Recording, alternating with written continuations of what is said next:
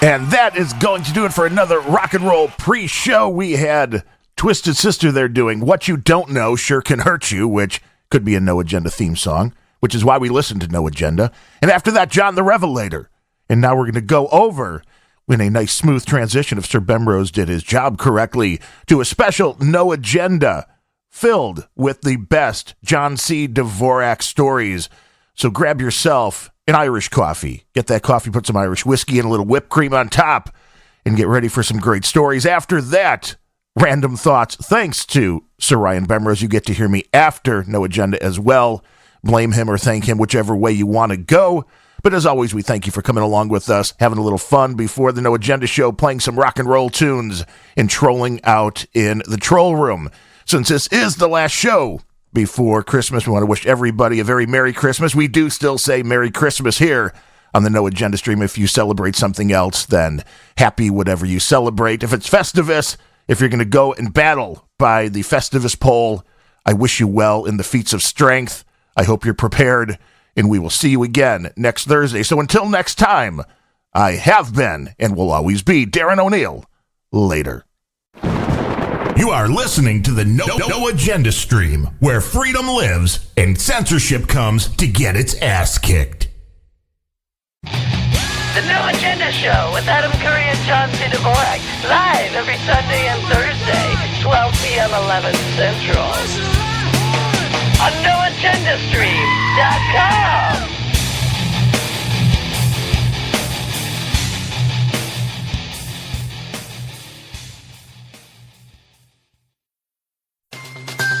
You are listening to NoAgendaStream.com, the best source of music, talk, and infotainment in the universe. NoAgendaStream.com.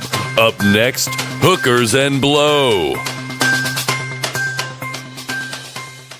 No. Agenda. In the Morning? It is the best podcast in the universe. The value. Value. Model. Enabling. Stunning. News. Analysis. Without Integrity. Compromising. Advertisers. for more than 11 years. Listen live on Thursday and Sunday. Adam Curry, John C. Dvorak. It's Sunday, December 22nd, 2019. This is your award-winning Gibbo Nation Media Assassination episode 1201. This is No Agenda. Holding hands, telling stories, and broadcasting almost live from Opportunity Zone 33 in the frontier of Austin, Texas, capital of the Lone Star State. In the morning, everybody. I'm Adam Curry. And from northern Silicon Valley, where the weather has changed once again to kind of nil, I'm John C. Dvorak. It's Crackpot and Buzzkill in the morning. Amazing how you can do a weather report on a show like this. Nil from the Buzzkill. Because there's no weather. This is like pre-recorded. Yes, this is episode 1201. We are almost live, which means we're not. I'm on a quick trip with the Keeper in New York. John, God knows what you're doing. You're probably just sitting at home. You're probably just sitting in your chair listening to the show as it rolls, aren't you? Exactly. Now, this is a special show, and we actually solicited this. You want to explain what we're doing today on the show? Yeah, what happened was one of our producers, and this has happened a couple of times, but this guy decided, hey, I like John's stories. Maybe what would you think if I put a collection together? And you just be a bunch of anecdotes because they're amusing. And so he did, and we listened to it, and it was funny to a point. Of course, I'm a more bad critic of myself. And by the way, the person we're talking about is Sir Rupin Waffles. He was knighted for this, and Sir Rupin Waffles put this project together. Yes, let's get that straight. And then after that, he did one of Adam's stories because I felt it was unbalanced, and that we're not playing that today because apparently I have enough stories to carry a show, and so that's what we're going to play. Now we're going to start this off with Adam's kind of discussion of how this came about, and kind of a meta sense. We're going to play that, and that's going to go right into the stories. I have a note, two notes. One. This is two shows that have been written, I haven't gotten to it. We have a producer project, which I think will be fantastic for a future show, a compilation show. And this is not an easy task. It's only for people who really have been listening to the show for a while and kind of know where to seek this out. We think it would be a great show to have John's stories, just one after another. So the stories like, you when you're frozen on the motorcycle trying to pick up the chick. Another one is when you were learning how to, fight chemical fires. There's a bunch of them. Actually, I told a story last night about my first time I shot an elephant gun story. Oh, we don't know this story. Here's a fine example. Come on. The story. No, I don't think so. All right, so I'm shooting with this guy. First of all, he's a Silicon Valley CEO, and he makes me promise to never mention that he was doing this. He's shooting because he's got a huge gun collection. It's great to shoot with him. Mm-hmm. So I'm shooting with him. He does mention this one side story, which is, he says, above all people, he says, do not tell John Doerr. the Kleiner Perkins CEO. Because John Doerr is an extreme anti-gun nut to the point where there was a Halloween party not recently, it was probably 5 or 6 years ago. I remember the story.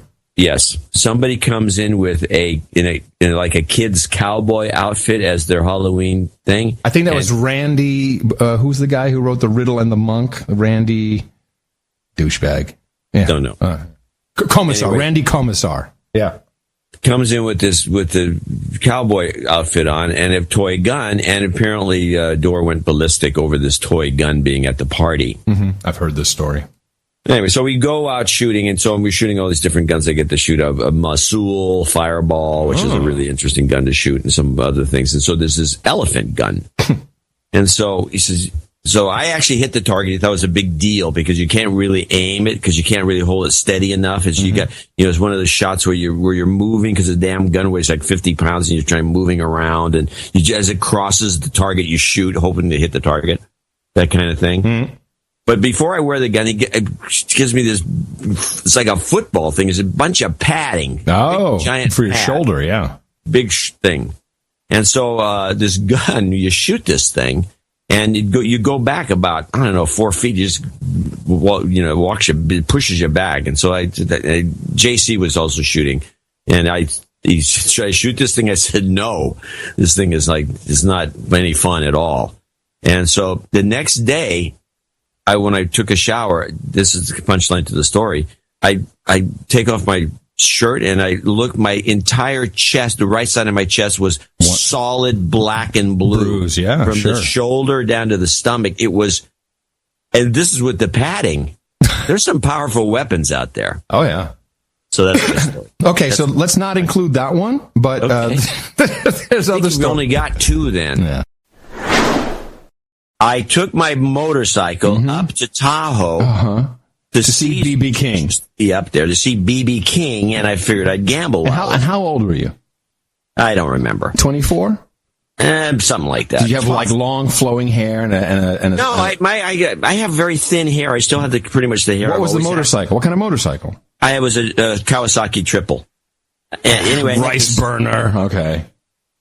Oh, it was fast. Yeah, anyway, hair would, if it got too long, I'd get these split ends and make my face itch. So I never could grow really long hair because it drive me nuts. So I go up there and I go to the tables before the concert, and I win, $200-$300. And I decide that instead of spending the night, I'm going to come back after the B.B. King concert. I go watch, and I had a great seat. It was right in front. It was like a lounge act, B.B. King. And you were doing blow or just drinking scotch? No, I wasn't doing anything. No. Scotch? No. Some weed? I'm on a motorcycle. Some nudes? Bad enough with the big gouges in Highway 80 that you could get killed just driving back. So I say, the concert's over around midnight. I say, hell with it. I'm driving home. I'll save the hotel costs and I'll just drive home. Mm-hmm. So it's not quite snowing, but it's below 0. So it's freezing. And I got all the gear on. You're aware that it's snowing. But I'm going to get there. It says once I get down the hill, it's not going to be snowing for long. Wow. And so I start to get, what do you call when you get too cold? It's called hypothermia. Hypothermia. I start getting hypothermia. And so I'm driving along, blah, blah, blah. And so I go into a gas station and make the mistake of warming up, which is, because if you're going to be cold, you want to kind of keep you don't want to go warm, cold. So I started shivering like a maniac. Yeah. After I left the gas station, after I warmed up, and so I started driving. On the entrance, there is a beautiful woman hitchhiking. I mean, dynamite. She was dressed up in a lot of gear. You could just see her face. She's fantastic. And so she's hitchhiking, and I pull over to ask her if she wants to go, but hold on. Hey, baby. Hey. I'm so cold and freezing, I say to her, and she takes a look at me like I'm a crazy guy. She pulls out her gun. She slowly walks backwards like Homer Simpson. Says no thanks. And I realized and so I said fuck it, and I just drove off. No, you said yeah, that's right. I said yeah, I couldn't talk. How to Pick Up Chicks by John C. Dvorak.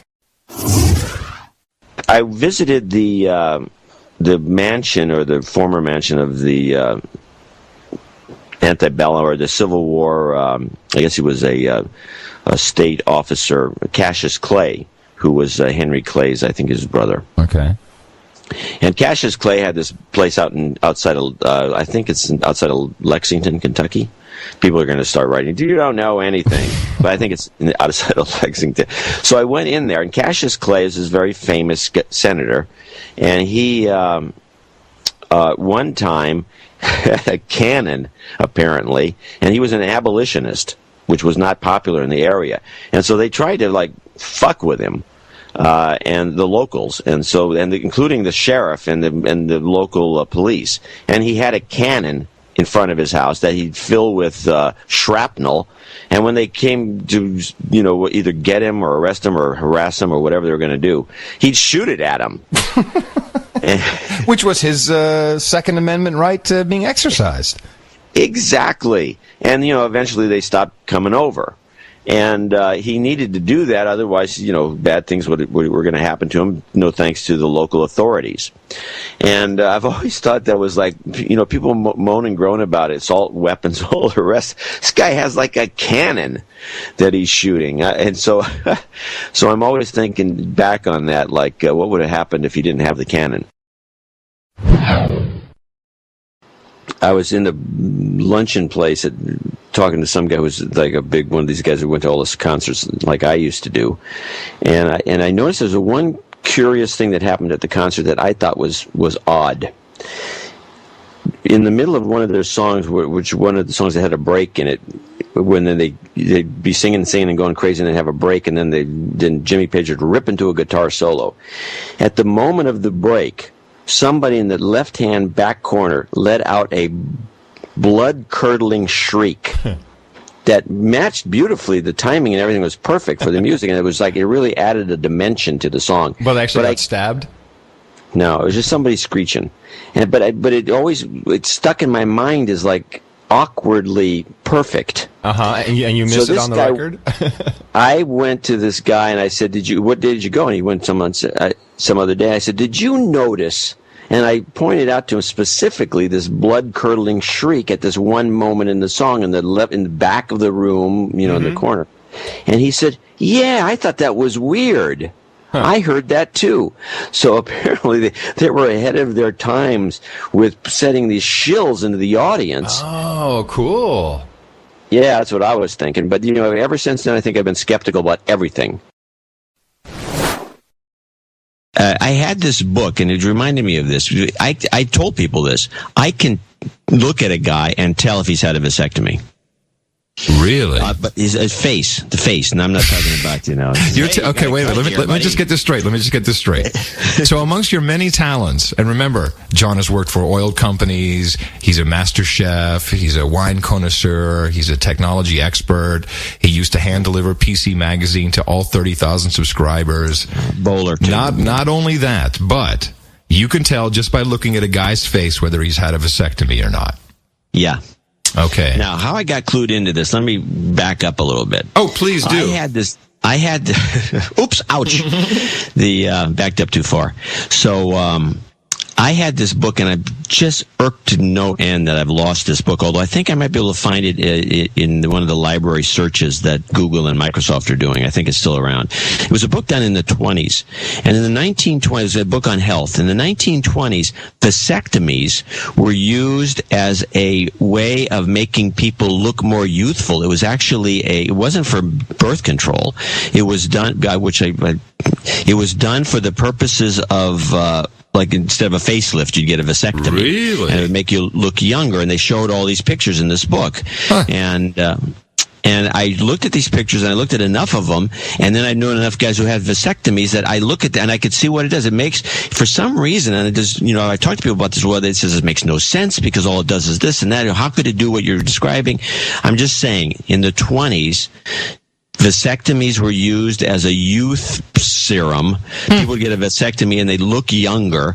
by a little bit, but in fact, they didn't look younger. They look different. And it makes your face a little puffier and a little more, it's a little softer. It's kind of hard to describe, but I'm telling you the truth. I have seen, and I've actually done this with friends that, that have had vasectomies, and just without coming, I just look at them and say, "You've had a vasectomy, right?" And the guy said, 99% of the time, I'm right. Als je dit zo verder begift lezen, dan wordt je in de lage landen ongeveld vertrouwd, John. Vraag maar aan Bobby.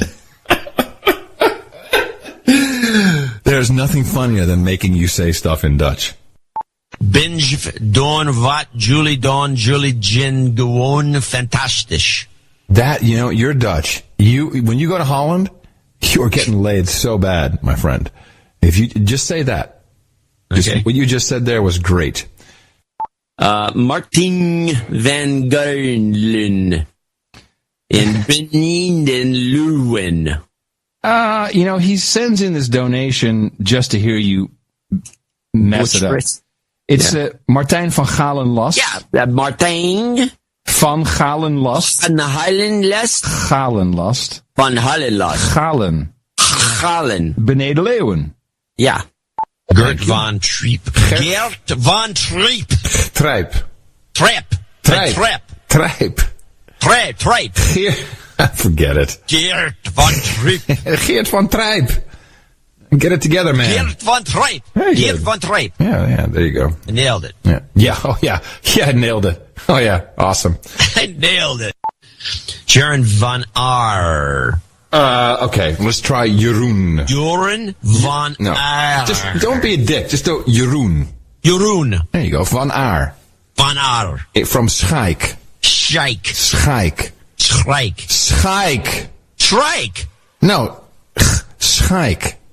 Schaik. Close enough. Jaron Huntinga. Okay, Jeroen Huttinga. Jeroen Huntinga. Huttinga. Huntinga. Just don't make fun of it. Just try to do it. Huttinga. Huntinga. There's no N. You're putting an N where there is none. Huttinga.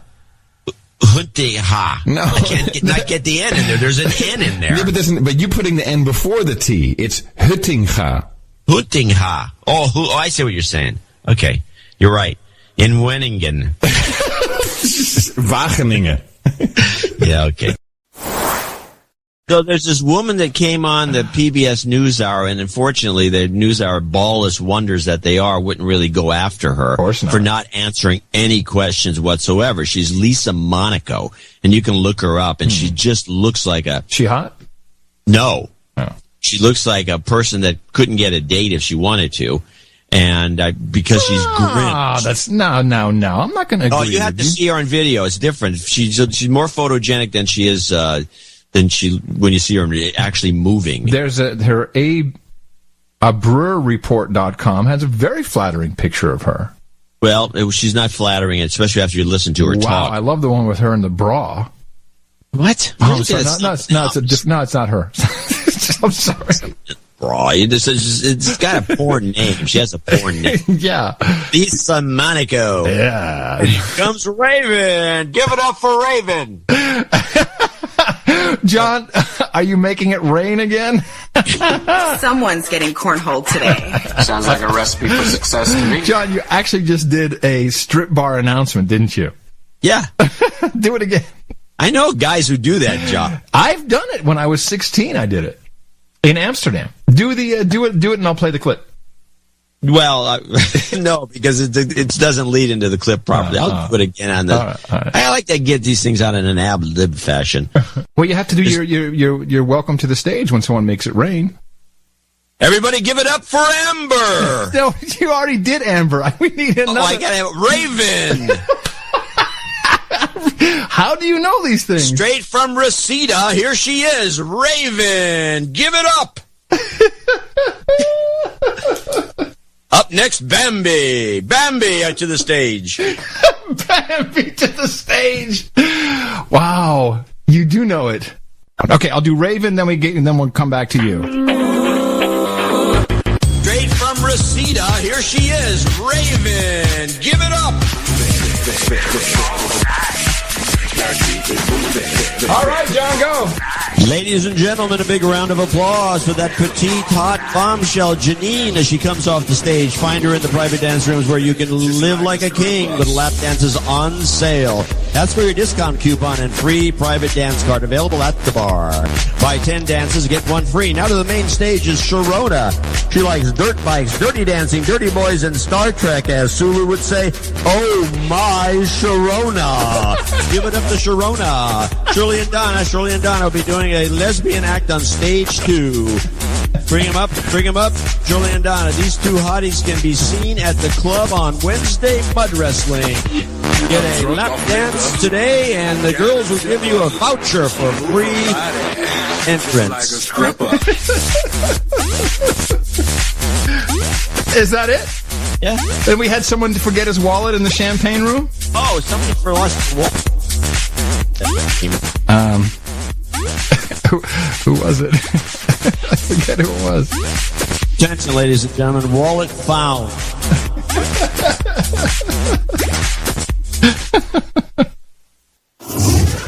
All right, John. I don't know. I'm going to go shopping. I think I'm going to do some Christmas shopping. I haven't even started. That's this week. I'm going to do Christmas shopping. I did get a good bottle of a quality vinegar that they were selling at a closeout price yesterday. I felt real good about that. Oh, I'm so happy for you. And then what I always like to do is get a good white wine vinegar. I make my own vinegar too, but I don't usually. With the stuff that's commercial, I'll buy a good white wine vinegar, and then you buy a bunch of tarragon, and then you take half of it if it's a big enough bunch, and you shove it in the vinegar, and you just leave it in there for about 3 to 6 months, and then you use that vinegar, and it's an outstanding product. Another culinary tip from John C. Dvorak. The thing that's interesting about PG Tips to me, and a lot of these other teas, and we were talking about Sainsbury's has a nice, I think it's called Red Label, which is a competitor, is that the British, when they were colonizing the world, they did these long-term deals all over the place for things like tea. So they essentially have, I don't know how long the contract is for the various tea providers, but they get some of the best tea in the world because they kind of locked down these deals permanently back in the 1800s. Isn't that in some way related to upcoming December 16th, when we commemorate the Boston Tea Party? Yeah, the Boston Tea Party is, if you study enough American history, of course, this gets pretty peculiar as to why the Boston Tea Party took place, but they were trying to shove tea down everybody's throat, and they were also stealing it from China and making them take opium. Mm-hmm. But really? That was cool. that was later. Here, boys, have some opium. Give us the tea. One of the guys in the papers in the 2,000-page document, 2,000-plus pages, is Marvin Minsky. Big shot at the Media Lab. Major guy. I remember running into him. In fact, he personally threw me out of a meeting. Do tell. We need to hear this. Now, tell us first who Marvin Minsky is, and then Marvin how Minsky's you got kicked out of the meeting. One of the famous artificial intelligence guys from the 80s, the first go-round, and maybe even the one before. Every 30 years or so, this artificial AI. Didn't he kind of write the book on artificial intelligence? He wrote a book. Hey, at least he published it. Well, you got me on that. So I got invited as a lark by Will Hearst to go into the Media Lab with the executives of the Hearst Corporation, who are getting a tour where you didn't have to sign a non-disclosure. Uh-huh. And I was like, Hearst and I were just wandering. We're in the kind of just wandering. We're just in the group. There was about 1, 2, 3, maybe 8, 9 people, and including the CEO and Randy Hearst and all these other people. And we're going through this thing, and we're getting to see the dog and pony show that they put on, which is where I found out a number of interesting things that I used later in certain columns because I could. I didn't have to worry about being non-disclosed on any of it. And so we're going from meeting to meeting where these guys are just full of crap, and they're showing us everything in the place. Got a great tour. And I had a few ribald comments to make. And so we go into this final meeting, and there's Minsky in there with the guy that was ahead at the time, whose name is eluding me, involved with Wired magazine. And Minsky sees me, he knows who I am, and he says, "What's this guy doing here?" What's Dvorak doing here? Pretty much. This guy. And everybody's looking left and right, and I'm sitting there with a stupid smile on my face. And they asked me to leave. Yeah. Yeah, so Will left with me. The two of us left. Oh, that's cool. At least he it was showing some solidarity. From what I could tell. Yeah. And so we left. It was at the end anyway, so who cares? And we went out and did something in Boston somewhere. And then as you left, like, shh, that's the mouse guy. Hey, so there's a restaurant opening up down this, from the Pacho headquarters. If you go down, is it Bryant? No, Brannan. You go down Brannan to 4th, I guess, just a little bit beyond that. While you were doing this, I was spending the day down in Half Moon Bay at the Ritz-Carlton at the Always On conference with a bunch of venture capital guys. Right. And, I didn't get that much out of it. I did see a bunch of people I needed to see and, schmoozed. And the PR woman that runs the Ritz-Carlton there used to be my booker at Tech TV. Your hooker? The booker. Yeah. And she used to, and so I know her, and she's been inviting me. You can spend the night, you can have free, whatever. I never go down. Cool. It's just me, but she was she bragging hot? about. She's a nice woman. Okay. All right. You sound like one of these guys who's on the forum here. She's. No, I mean it. John. I say this to you at the office about women. I say, why should I be any different on this show? Yeah, there's the evidence against you. Anyway, so true. She's a good-looking woman. I've always liked her. She's very pleasant and a great PR person. She's really smart, but I didn't know she was a mega foodie. Oh, wow. And so she's starting her own agency, and she's going to do wine and food PR. Well, excellent, because we have. But anyway, so I got the tour. I got to meet the chef, and I got the tour of the place. And I did all this stuff, what that was going on, and had a bunch of free food down there. I don't know where that story was going. I had a point to make before you brought up that. I'm sorry. I'm sorry. Some years ago, I got irked listening to Carly Fiorina give a speech, and I noticed other women CEOs started to say this phrase, and it's the phrase that bugs me. And the phrase is "by and large." And by and large, by and large, and I could never tell whether it was by in large or by and large. And what does it mean, by and large? So I heard some guy on the TV the other night saying it. One of the politicians says, "Well, by and large, blah blah blah." And I'm thinking, by and large. Where does this phrase come from, and why do people use it, and what does it mean, and what is it? Is it by and large? Is it by in large? It just I can't tell you how. Doesn't it come from like Old English or something? Does it? Well, and why are we using it? I mean, it's just one of these things. I actually was going to bring it up. I think maybe I mentioned it on. It's just one of these things that just, when I hear it, I just cringe. I don't know why it annoys me so much. It's also probably a phrase that someone is implementing that, just to buy some time while they're thinking about what bullshit they're going to say next. By and large, that's probably true. So let's talk about Star Wars.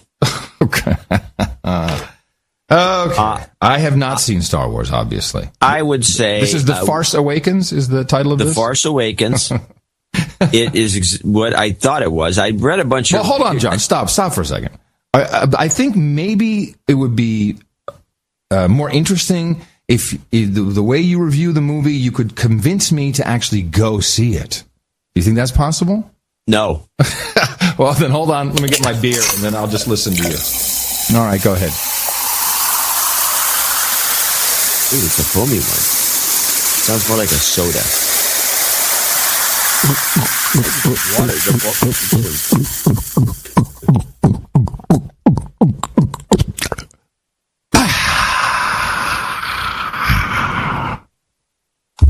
All right. The review of Star Wars, the movie. All right. I read all the negative reviews before I went to see it. To get in the mood. Yeah. And the best review, which I think people should take with them when they go see the movie, if they haven't seen it already, they're running a lot in this movie. They're running and running and running and running. There's a lot of running. It's a lot of running. Now wait a minute. Isn't there a hot new girl in the cast? Yeah, this is the girl that did that interview I sent you the link to. Oh, the cokehead. The coked up one. That one. Oh, she's cute. Oh, she's very cute. And she's a pleasant actress. She really is pleasant. She's pleasant. She's good. She's not a crappy actress. She's a good actress. I mean, for all you need in that Daisy kind of story. Daisy Ridley, right? And she is very. She fits the role. She'll be great. And what role does she play?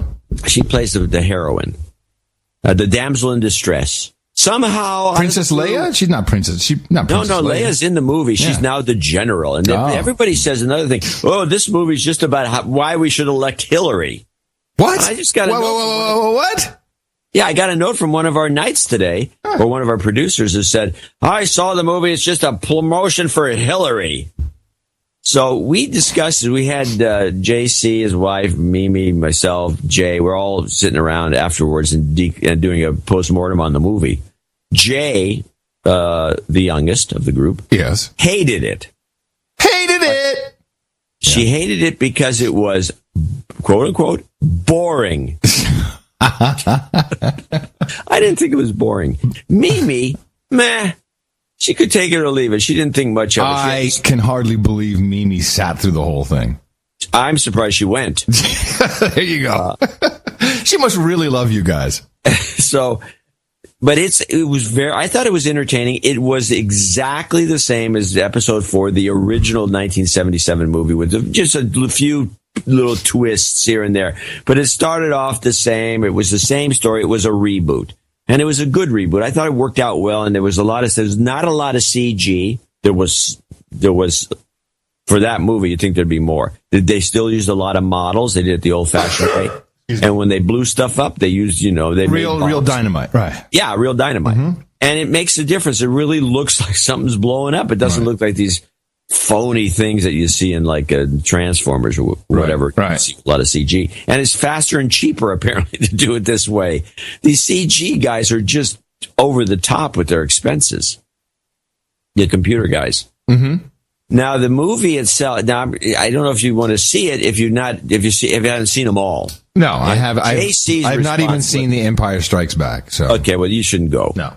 JC said that he thought it was good because he had already brought himself to the point of maximum disappointment by watching those prequels that they did, which were terrible.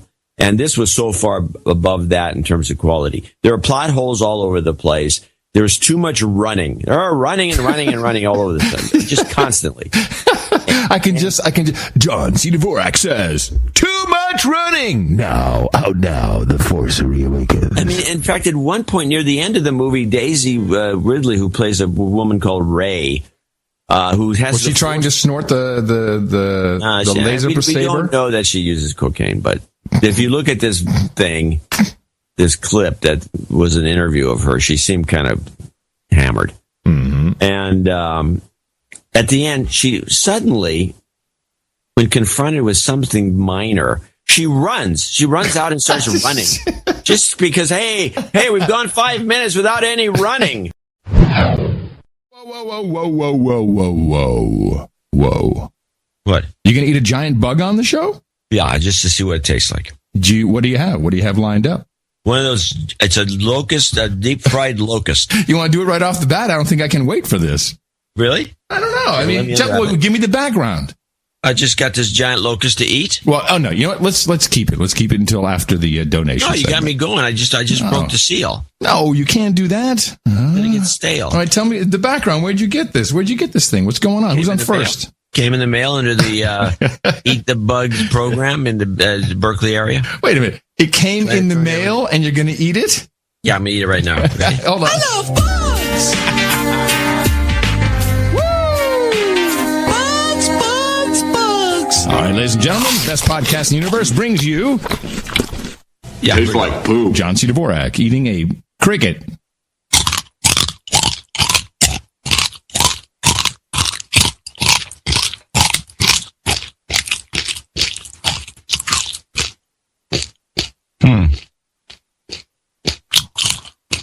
Tastes like poop. We're all gonna die! All right. Who sent you that? Who sent you that bug? Those are corn nuts. Ow. Ow. I mean, you should have just... All right. Nice. I don't want to fool the public. All righty. All right, good. You fooled them. How did that sound? I just want to know how it sounded. It sounded very authentic, I'll say. Yeah, very authentic. I was impressed. Talking about the dirty 30s, I got a couple more for you. The dirty 30s. Yes, let's go. Okay, what do you think all the way means? All the way means going all the way. It means a home run, round 3 bases, and it's penetration time. Chocolate cake or fudge with ice cream? Okie doke. I'm sorry, that changed somewhere along the lines. All wet. All wet? Yeah, all wet. Yeah, he's all wet. All wet means he's out of money. No good. It means he's no good. Oh, he's no good. Okay. Well, you're not getting any of these. No. Amici horn blower. The blower. The blower? Give him a call. Get him on the blower. No, you already blew it. It's a phone. I know the blower being a phone. Yeah. Okay. Apple. Apple? Butt. Any big town or city. New York being the Big Apple. The Big Apple. Interesting. Babe, broad. Here's the terms. Babe, broad, dame, doll, frail, twist, muffin, and kitten. Zer. Baby? What's a baby? Baby is a cute zer. It's a glass of milk. Oh. What's a bean shooter, a gat, a rod, a Roscoe, a heater, a convincer? A weapon of some sort? A gun. Yeah, a gun. A gat. I got a gat. Hey, where's your Roscoe? Bring it. A gat? I like Roscoe. Roscoe. You're Roscoe. I'm strapped with my Roscoe, bro. What's beat? Beat? Beat. Beat. It's your beat. Is where you walk, or your neighborhood, your place. Means you're broke. Oh, you're beat. Beat, man. A dead beat. That's very broke. Yeah, exactly. Behind the grind. Behind the grind. Is backstage at an MTV show? Behind in one's studies. Oh, okay. Big house, who's gal? Big house, the big house. The boss. Who's gal? Who's gal? I don't know. Who's gal? Prison. Oh, okay. Gotcha. The big house. Yes, I should have known that one. You should have known that one. That's that's -1. Bleed. Bleed? I'm gonna bleed him. To cut someone? No, to extort or blackmail. Oh, rip him off, yeah. I'm sucking at this game. You totally blow. Get me on the blower. No, that was the phrase. Totally blow. No, blinkers, lamps, pies, shutters, peepers. Oh, boobs. She's got great peepers. See, I got one. No, it's eyes. Oh, please. That's about shutters. Boobs. That's about boobs. Shutters. Okay. Lamps. No. Okay. Lamps. Okay. Yes. Last one, and then we're going to do this next show. Ready? Yeah. Blow your wig. To get on the plane as a president? It's a good answer, but it means become very excited. Yes, I thought it was to get very mad. But yeah, blow your top, blow your wig. I've heard those. So from the 30s. We don't use any of these. We got to get a few of these back in play. I like more. Roscoe. Roscoe is good. I like that. Yeah, what else? Give me another one. All right. I'm annoyed that I get this wrong. Okay, you'll get this one. Booze, hooch, giggle juice, and mule. Well, that's alcohol. Whiskey and whiskey, but that's yes. right. Close enough. Yeah, okay, here's one. This is a good one. You'll never get this. Brody. Brody? You can ask me to use it in a sentence. Could you use the word in a sentence, please? Yeah, he pulled a Brody. Oh.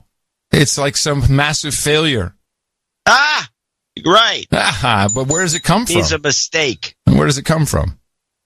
I don't know, but I always thought, I didn't realize it went back to the 30s, because I remember when they used the word Brody, and I always thought it referred to the 49ers quarterback in the 50s. Okay. Man, John Brody. Did he do something really bad? No, he used to always run around the field like he was being chased by wild dogs. Oh. And he was known for making quick U-turns, and it was always cool. I always thought when they said pull to Brody, I thought that meant just turn around and go the other way. So I was befuddled, apparently, when I was a kid. One more?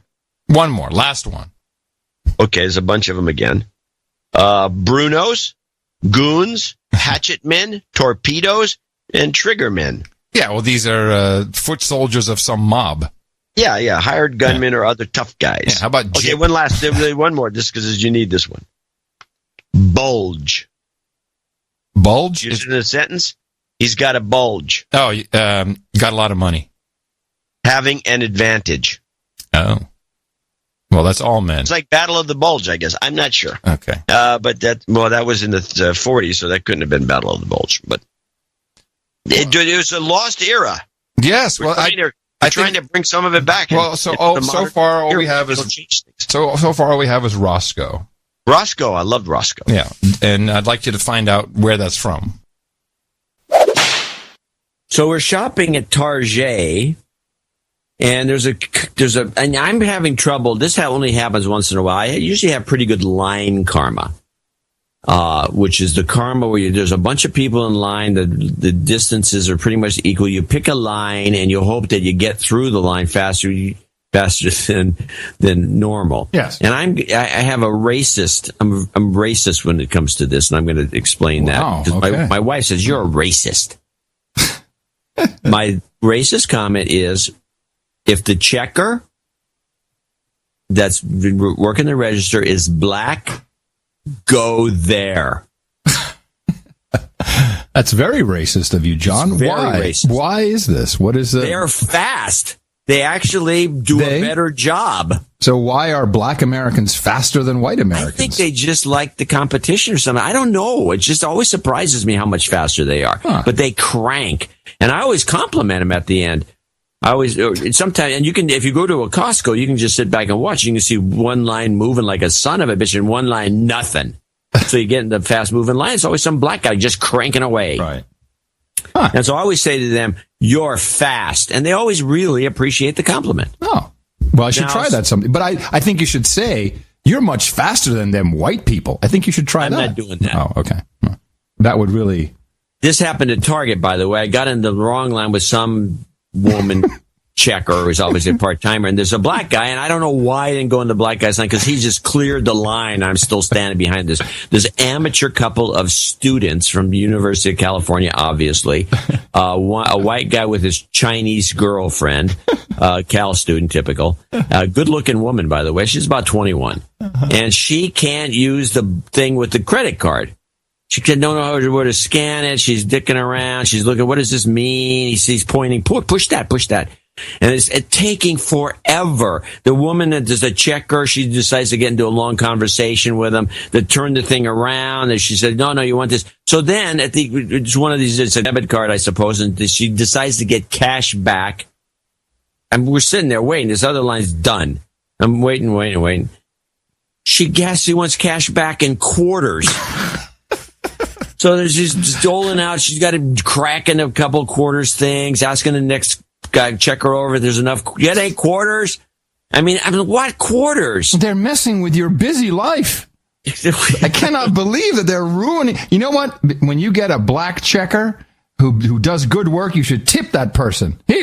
Here's $1. That I'm not doing either. You're much better than trying Whitey. To get me in trouble. I admitted to it. I admitted to the moment of racism. Sorry, but I'm not going to make it clear to anybody that that's the case. In this particular area, there are probably thousands of bald eagles. Oh, and you saw them? Oh yeah, nice. They're all over the place. They're a pest. Our national bird. Anybody who has been around bald eagles would say the same thing. They're a pest. They're a pest. They kill kittens. They grab kittens, little puppies. They're always on the lookout for not little puppies. We should have a... They are. In the morning to you, troubled citizen. I didn't know this about the eagles. Oh, they're a horrible animal. You're defacing our national bird. Myth busting. Okay. Well, I'm very sad. Horrible animal. Horrible animal. Just so you It's a know, horrible animal. What can I say? but the eagle, the bald eagle, the golden bald eagle that's the golden eagle's a different animal. Oh, okay, and they're okay. I have a golden eagle. Well, the bald eagle is the one that's the real pest. The golden eagles are a little bit. I had a golden eagle. But an eagle is freedom, John. How can freedom be a pest? A golden eagle is I'm in range of one of the golden eagles have like a 500 mile or 50 mile range where they hunt, and they come around every once in a while. So I have a golden eagle that comes around once in a while. Yeah, so I'm coming home. For PG tips. So I'm coming home, and I go and I hear something in the backyard. I go up to the door, and there's a bunch of seagull feathers all over the deck. Uh-oh. And what the hell are these seagull feathers doing here? And so I start to step outside, and there's a golden eagle sitting in the plum tree. He had eaten an entire seagull. Wow. Yeah. These eagles are something to. What does the? So he ate the seagull and he left just a bunch of crap all over the place. It was a mess. What does the eagle not eat of the seagull? What does he leave behind? The beak? Oh, they eat rodents, a lot of rodents, and puppies. He ate the whole thing, everything. Yeah. I couldn't find anything but a few feathers. Wow, I had no idea. He's sitting there and he's digesting this thing because he just finished filling himself with this big seagull, which is a good sized bird. Yeah. And he looks at me, gives me a look. I've had an eagle do this too. He looks at me and he goes, "What do you want?" So nice there in California. You were in Vegas, John. Yeah, I went to Las Wages, Nevada, and did you lose any? No, actually, I won. I only budget. I don't like to gamble. I think it's it's stupid. I'm not a gambler either. But I do, play video poker machines because I know that there are certain machines. If you look at all the odds, it's the funniest thing. Video poker machines have a variety of odds for the exact same game from machine to machine to machine. And I don't know, I guess, and nobody ever looks at these odds because there are some machines that essentially just take your money. And there are it's other published, right? It says it right there. You will lose at least 4% on every dime you put in. That's casino wide. Uh-huh. But there are some machines that are pretty close to break even on video poker, and if you know what to look for, and this is because the odds are right on the screen, and people just ignore it. But you don't have to go to Vegas for that. You could go to your local 7-Eleven and play video poker, can't you? Yeah, you could. Okay. It's just a game I like because I had this. There's this computer program called years ago called Video Poker Tutor, and what did that run on the Commodore 64 or something? Close to it. But anyway, the thing would just keep beating you down until you figured out how to, what the strategy was, because the video poker is not poker. It's a different game altogether, and there's strategies involved in what you hold and what you get rid of if you want to approach this break-even point. And then if you get lucky, you can walk away with some money. And I tend to always walk away with some money, although I can't say I've made a fortune. I was going to say total earnings $5. Right on. So my wife comes down for Thanksgiving. She drives down from Washington. Did she bring animals?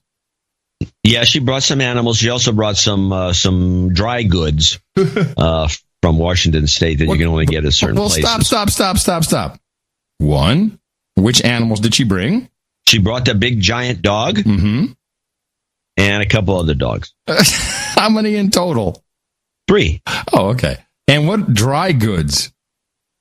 Stuff you could buy at these special dispensaries in Washington that are now open to the public. Oh, those that will shortly be open to the public here. I thought you were sounding a little happy today. No, I don't use that stuff.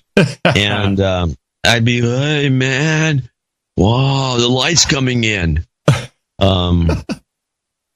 She would listen to 15 hours straight of No Agenda. She hasn't been listening to the show.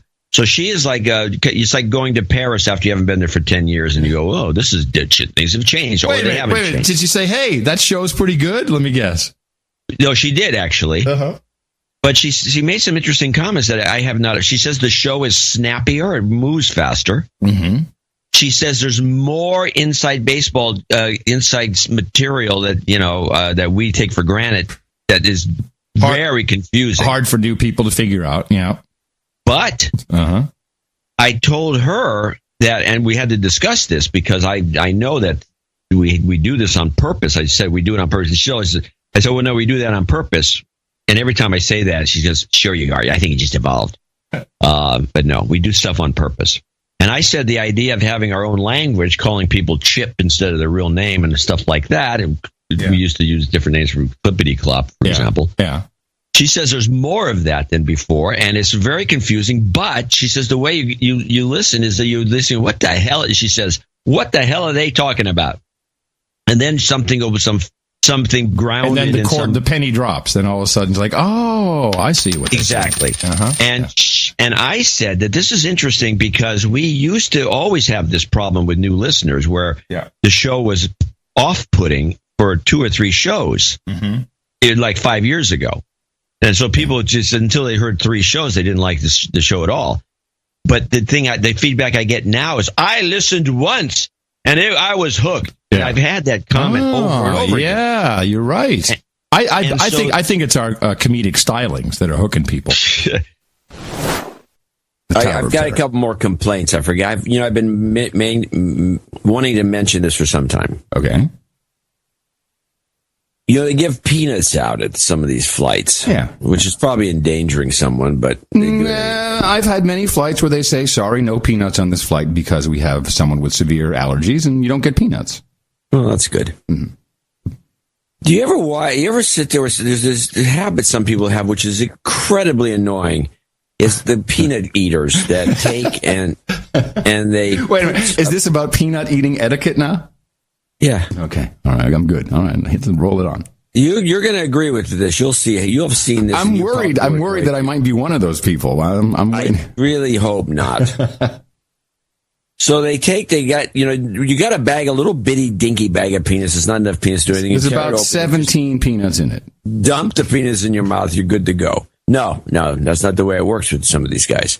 They have to dump the peanuts in their right hand. They dump like a palm full of peanuts, the whole bag, or at least half the bag goes in their hands. Then they make a fist. Yeah. Uh-huh. Then they shake. You are describing my old man, by the way, to a T. He's a shake their fist, dirty peanut eater. They create a small opening at the thumb end of the fist and try to shoot a couple of peanuts into their mouths. This, of course, is completely the wrong way to eat peanuts. Well, for one thing, it gets peanut grease all over your hand, which is, not necessarily good. And salt. But they shake. And so they're chewing and shaking, chewing and shaking. And they throw a couple more peanuts in their mouth and chew some more while shaking and shaking. It just is annoying. It's the most annoying thing I've ever seen. Amen. And then when they're done, they got down to the peanuts. Then they start doing the thing with their hands to get all the salt and grease off their hands. Yeah. They're slapping themselves. Okay. John. This is exactly how I've seen my father eat peanuts. This is very unusual. No, it's not. I don't think it's that unusual. What is the correct way to eat peanuts in a plane? There's a lot of ways. You can take the peanut bag and just, if you like tossing the peanuts back, toss from the bag. Uh-huh. I always ask the flight attendant to feed me. Yeah, well, they rarely do that. I gave up on that idea. Okay. Well, I'm sorry. Meanwhile, of course, on the flight, I should mention this, a number of, probably a dozen idiots are coming down the aisle with this huge backpack. Ah, your favorite. Yes. The huge backpack phenomenon. Bumping left and right. That and the guy who's got the too wide of a roller bag. And he instead of picking it up like a normal person, he has to roll it. So he's dragging the roller bag, banging into things. He can't get in. He's backing up and going forward because the bag is always hitting one of the seats. Ugh. And this was an old 737. And did someone swing around and hit you in the face with their bag as usual? Or? No, but I almost. I'm going to show my support by donating to No Agenda. Imagine all the people who could do that. Oh yeah, that'd be fab. Yeah, on No Agenda. In the morning. And we do have a few people to thank for show. Wait. First of all, I think your stories are fantastic. You said on the last week, whatever it was, 1200, you said, they're boring. Your stories are actually a great part of what makes our show so unique. Well, I'm glad you like my stories because apparently I can't stop telling them.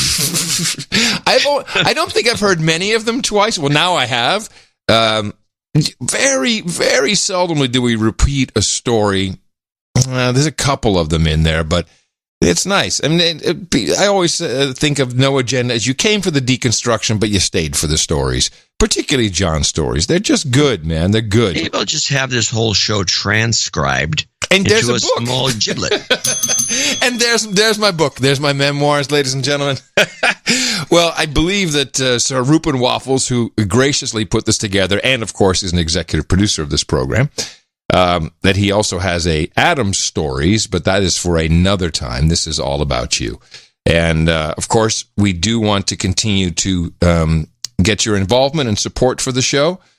Go ahead. So, that's why we took this extra break. We took a break in the middle because we want to mention that people who have donated for this show will be mentioned on the next show, and we'll have a little longer segment. And we want to just encourage you to make sure that you know that we still need continued support. So we thought we'd break in here and at least ask for it. And we'll be back with a live show right after Christmas. So Christmas, what day is Christmas? Is on, well, obviously the 25th. Is it Tuesday? No, it's Wednesday. So it's Wednesday. So Thursday, which in a lot of the rest of the world is also a holiday. It's the second day of Christmas. Boxing Day in the UK, the second Christmas Day in the Netherlands. It's a holiday, but we will be working for you. Yes, we will. And we'll bring you whatever has been going on in the world. Maybe you'll have something from New York that I can share. But right now, thank you all for supporting our Value for Value network. All credits will be given on the next program. Let's continue now with episode 1201 with the second half of John's Story Time. As I prefaced in the beginning of the program, I'm doing some archival work. I want to collect our stories. You in particular have great stories, and it's nice if we can kind of put them together. You know, and you had told the story about the proper way to eat nuts on the last show. Oh yes. Yeah, and of course you said this one before, so I decided I'm going to archive it. So I'm just going to archive it. And we'll put it on our album. The nut story? Yeah. Here it is. Just so you can listen to it again. Just go for it, John. Tell us your peeve about the fisting method of eating snacks on an airplane. Okay. I see this on the airplane, and it's very annoying, and I think it will result in fights breaking out because it's just so annoying to watch. Guy takes his bag of peanuts and he throws a pile of them into his palm of his hand, and then he makes a fist around the nuts. And then he shakes his fist to try to bring a nut to the little hole. Stop! And then he throws a nut in his mouth from his fist. Then he does it again. He shakes and throws and shakes and throws. It is annoying as hell to watch. And there you go. So you actually produced that. I did. This one I did. So this is again a use of your time that is not necessarily a good use of your time. But it's okay if you want to just sit there and ridicule me for my stories. I'm ridiculing. I'm making you a legend. What are you talking about? Back to the list. Argentine ants. Okay, I heard you earlier say you were killing ants, so I have to think it's related to you have ants in your pants. There's ants all over the place. The problem with California, of course, is we have ants. And there are a lot of people who don't realize that the ants that have taken over California some decades ago are called Argentine ants, and they're from South America. And they're little guys. They don't bite. They're not a problem. But the weird thing about them is that they're a collective, and it's the only ant breed that if I'm an ant in ant hole number 45, 5 blocks from here, and somebody comes and flushes out the ant hole and kills all the ants except me, I can wander over and just join a different group. Oh, so they're intersocial. Yeah, and so they don't kill each other like a lot of these ants. Oh, this ant is not from our group. Let's kill him. which makes the ants even more annoying. Now, how did they get here if they're Argentine, or does that just the name? They just No, I think they just are crept from here. Argentina. They think either somebody brought them up in an ant farm, or they worked their way up. I mean, it's are they possible. destructive? Or do they eat through stuff, or do they just make a mess? No, they're like all ants. They clean up the fact, if you got a crumb somewhere, they find it and take it with them. Or if there's a drop of oil, if they're in the oil eating mood, they get either in a sugar eating mood or an oil eating mood, depends on the time of the year. And then but the problem is when you run into what you want to do is you want to have them attack something. So you leave like a chicken bone out or something in the sink and you hope that they go for it. And then you let it build long enough so you can see where the heck they're coming in. Yeah. Then you take a vacuum cleaner and you wipe And them you all out suck and 'em find out. that spot and spray it. Oh, handy extermination tips from John C. Dvorak. Well, it's kind of embarrassing if somebody sees this line of ants. But the thing that's interesting is that for some reason over the last few weeks, I just have random ants. They're looking around. They're scouts. But I can't figure out where they're coming from. They show up, and there's an ant on the counter, and there he goes. And I smash him, and hope maybe another ant sees him smash and takes back the message that the ants are being smashed. Bad and they place, should not- yeah. Don't want to go Doesn't hang help, out. does it? Yeah. The shantytown thing did come up in the conversation. I'm of the opinion that you're just going to have to bite the bullet in these towns, these liberal towns, and let a shantytown crop up. It goes on in South America. It goes on I in don't Mexico. like your idea. I know you don't. Nobody does. But it's the most realistic thing you can do. Is let's be honest about it. But you have shanty towns in multiple cities in California, and it hasn't produced any. Where? There's no real true shanty town. Every street corner. No, that's not a shanty town. Well, okay. I mean, how many? That is just a bunch of people hanging around and, hanging out with tents. Yeah. No. Okay. I'm not talking about camping, which is what they call it now. Homeless camping. Yeah. You're not homeless. You're just camping. Oh, yeah, just people camping, yeah. No, I'm talking about you get a couple of acres, you put some acres together in an area that's really some places you can get water to. Usually a water truck, that would work. Bring it in once in a while, and everyone have their own buckets. And let people build little lean-tos. Well, to have its own government. It's where it's like in Brazil in the favelas. They have their own governments. Yeah, but that's my point. Is the favelas are a huge issue. Yeah. Well, so would shanty towns, but I don't see any other solution. Yeah, but they can't seem to address the problem correctly, so you might as well just let it fall into third world style. Well, it works outside of Africa. There's all of those little towns in Africa. There's little shanty towns outside the cities. Might as well they all South America. There's used to be Romani encampments all over Europe, and it's similar to a shanty town. Only they move. I mean, you can't do anything about it because they're not doing anything about it. Well, go to a fallback position. So what you're saying is designate an area where the shanty town can prosper. You make it sound like it's a joke. No. That's exactly what you're saying. A designated place. This is not your idea alone. People are saying, hey, make a designated camping ground. And well, it should be a shanty town. A camping ground is no good. Those tents are no good. You want you want a shanty town. You want the kind of thing that people can go and do reports about. Oh, look at these people. They're living like horrible. And then they show that, and there's this open sewer. You want an open, okay. You could have to design these things. Scott Adams has got something like this, but he's more, it's not going to be like my thinking. You want an open sewer so you can be aghast. At the open sewer and the turd going down the sewer, it's just open. You want kids that are half naked wandering around, you're all dirty, sucking their thumbs. Barefoot.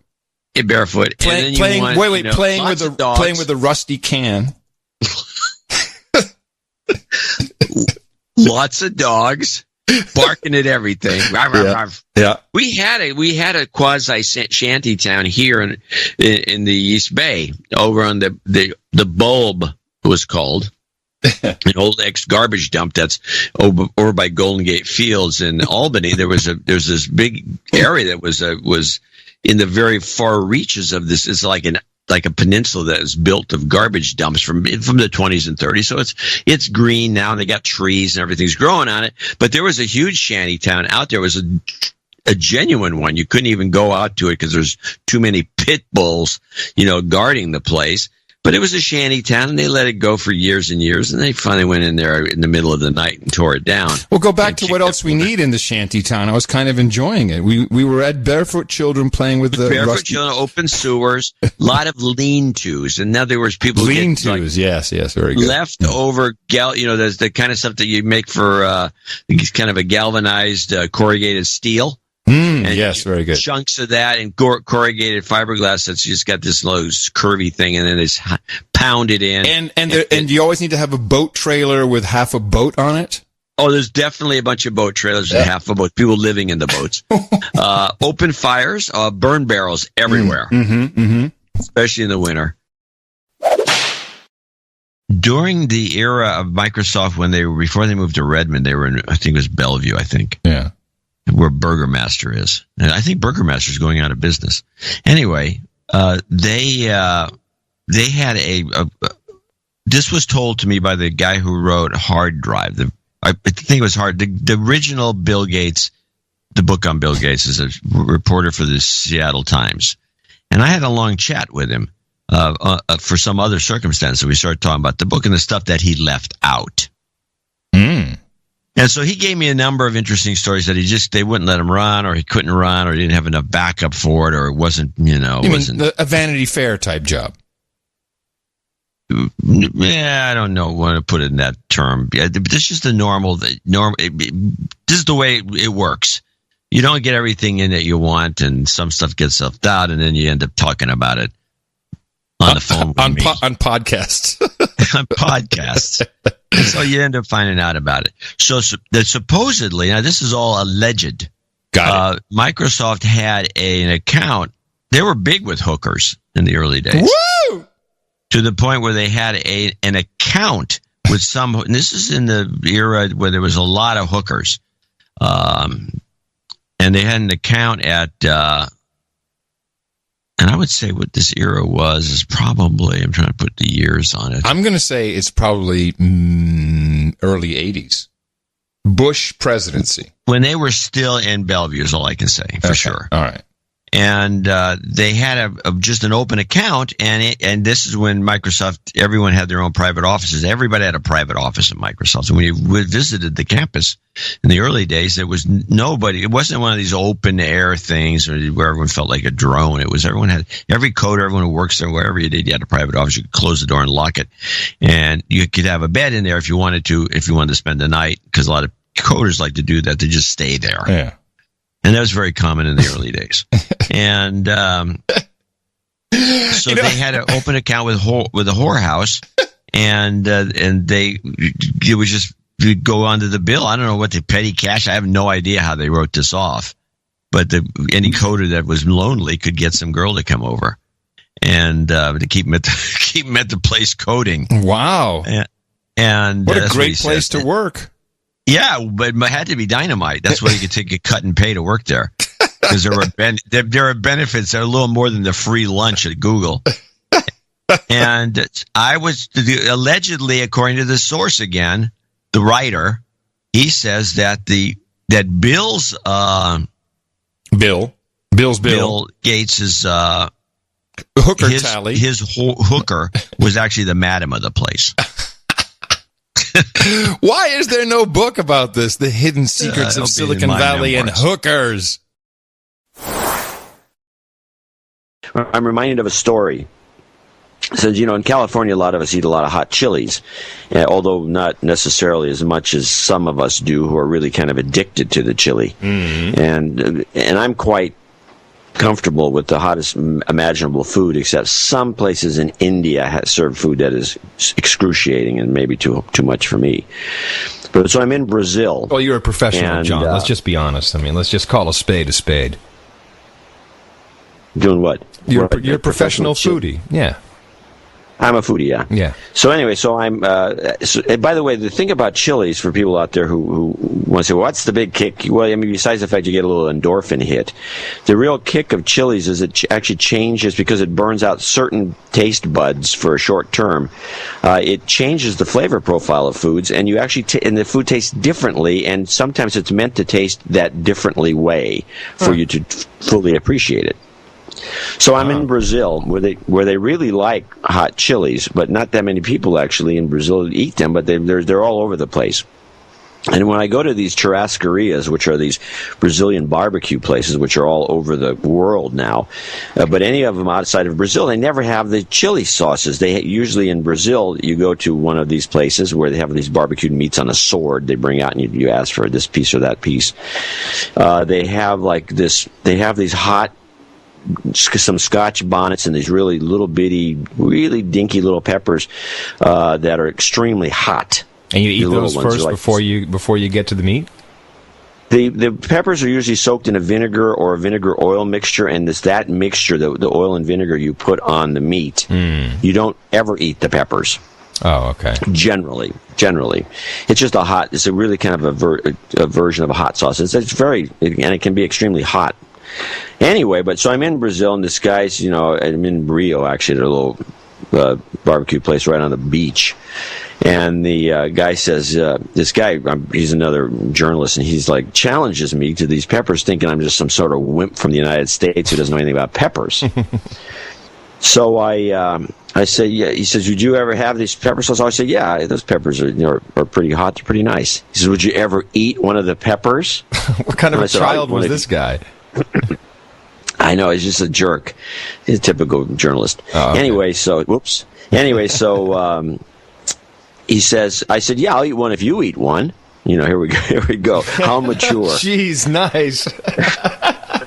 So he says, okay. And so I took one of the peppers and chewed it up and swallowed it, and it was hot, but it wasn't intolerably hot. I mean, there's many a pepper hotter than the thing.